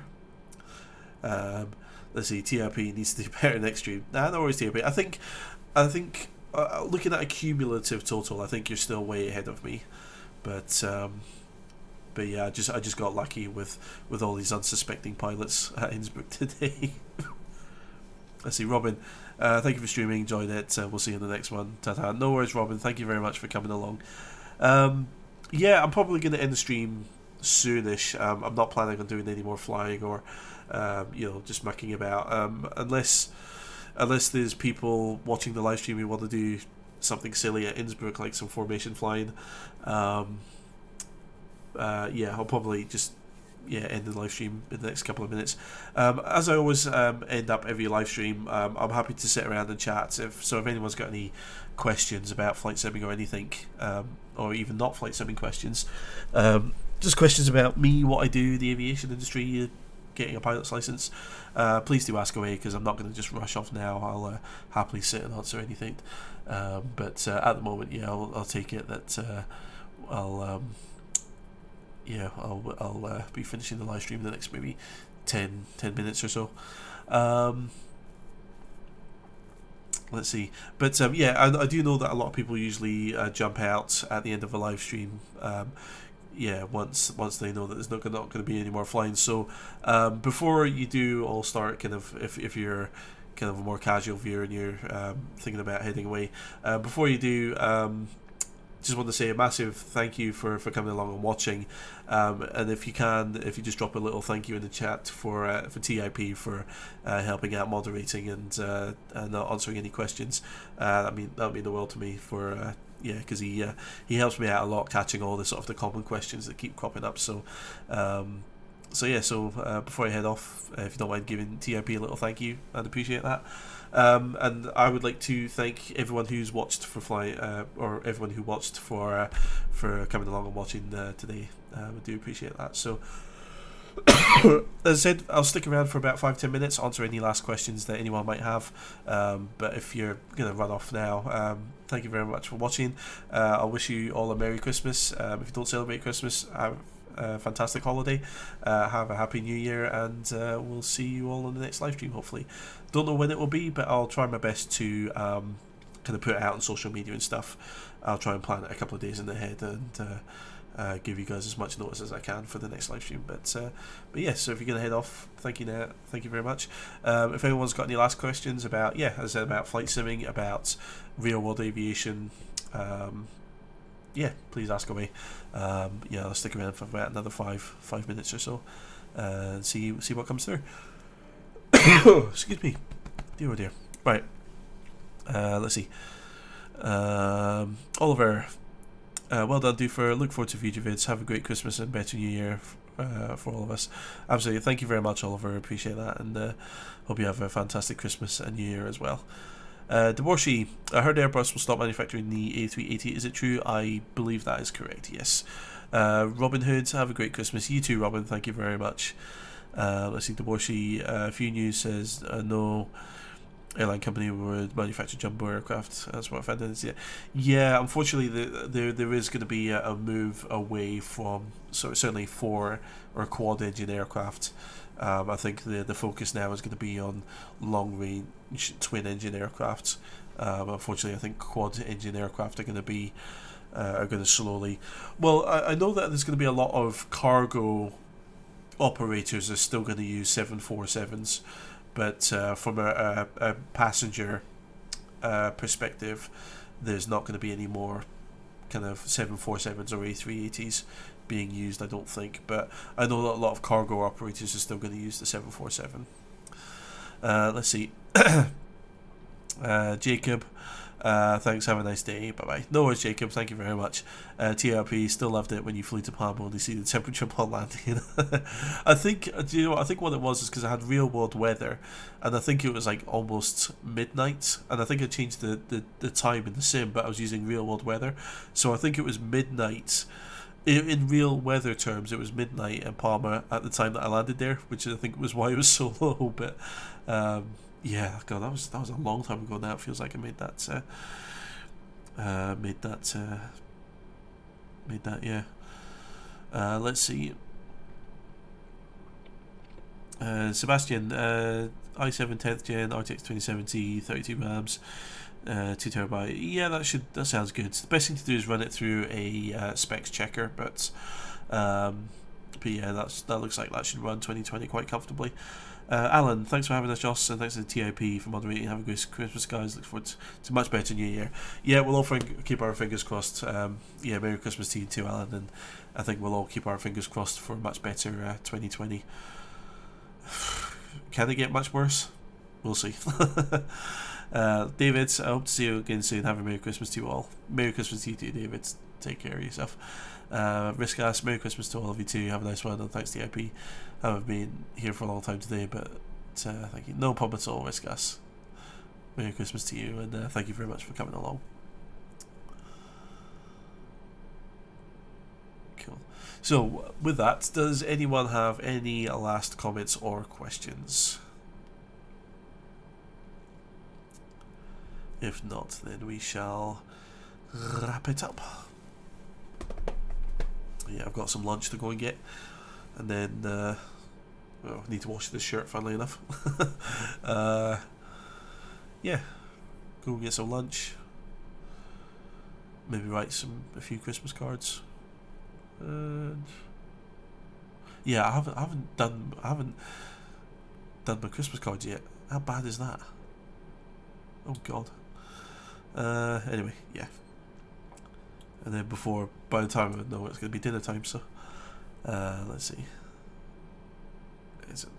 Right, I'm not seeing any new questions coming through, so yeah, I think I'm going to wrap it up there. So once again, thank you all very much for watching. Do appreciate it. I'll hopefully have another live stream sooner rather than later, now that we're going into lockdown again. Yeah, probably going to have a bit more time to kind of catch up on flight sim stuff, and hopefully try and get some good progress made with the 777 tutorials, and hopefully have those out soon-ish as well. So again, thank you everyone for watching. Thank you TIP for coming along and moderating, and yeah, again, Merry Christmas, Happy Holidays, and if I don't see you before, wish you all a Happy New Year as well. So until the next time, thank you all very much for watching. Take care out there, and I will catch you all later. Bye bye.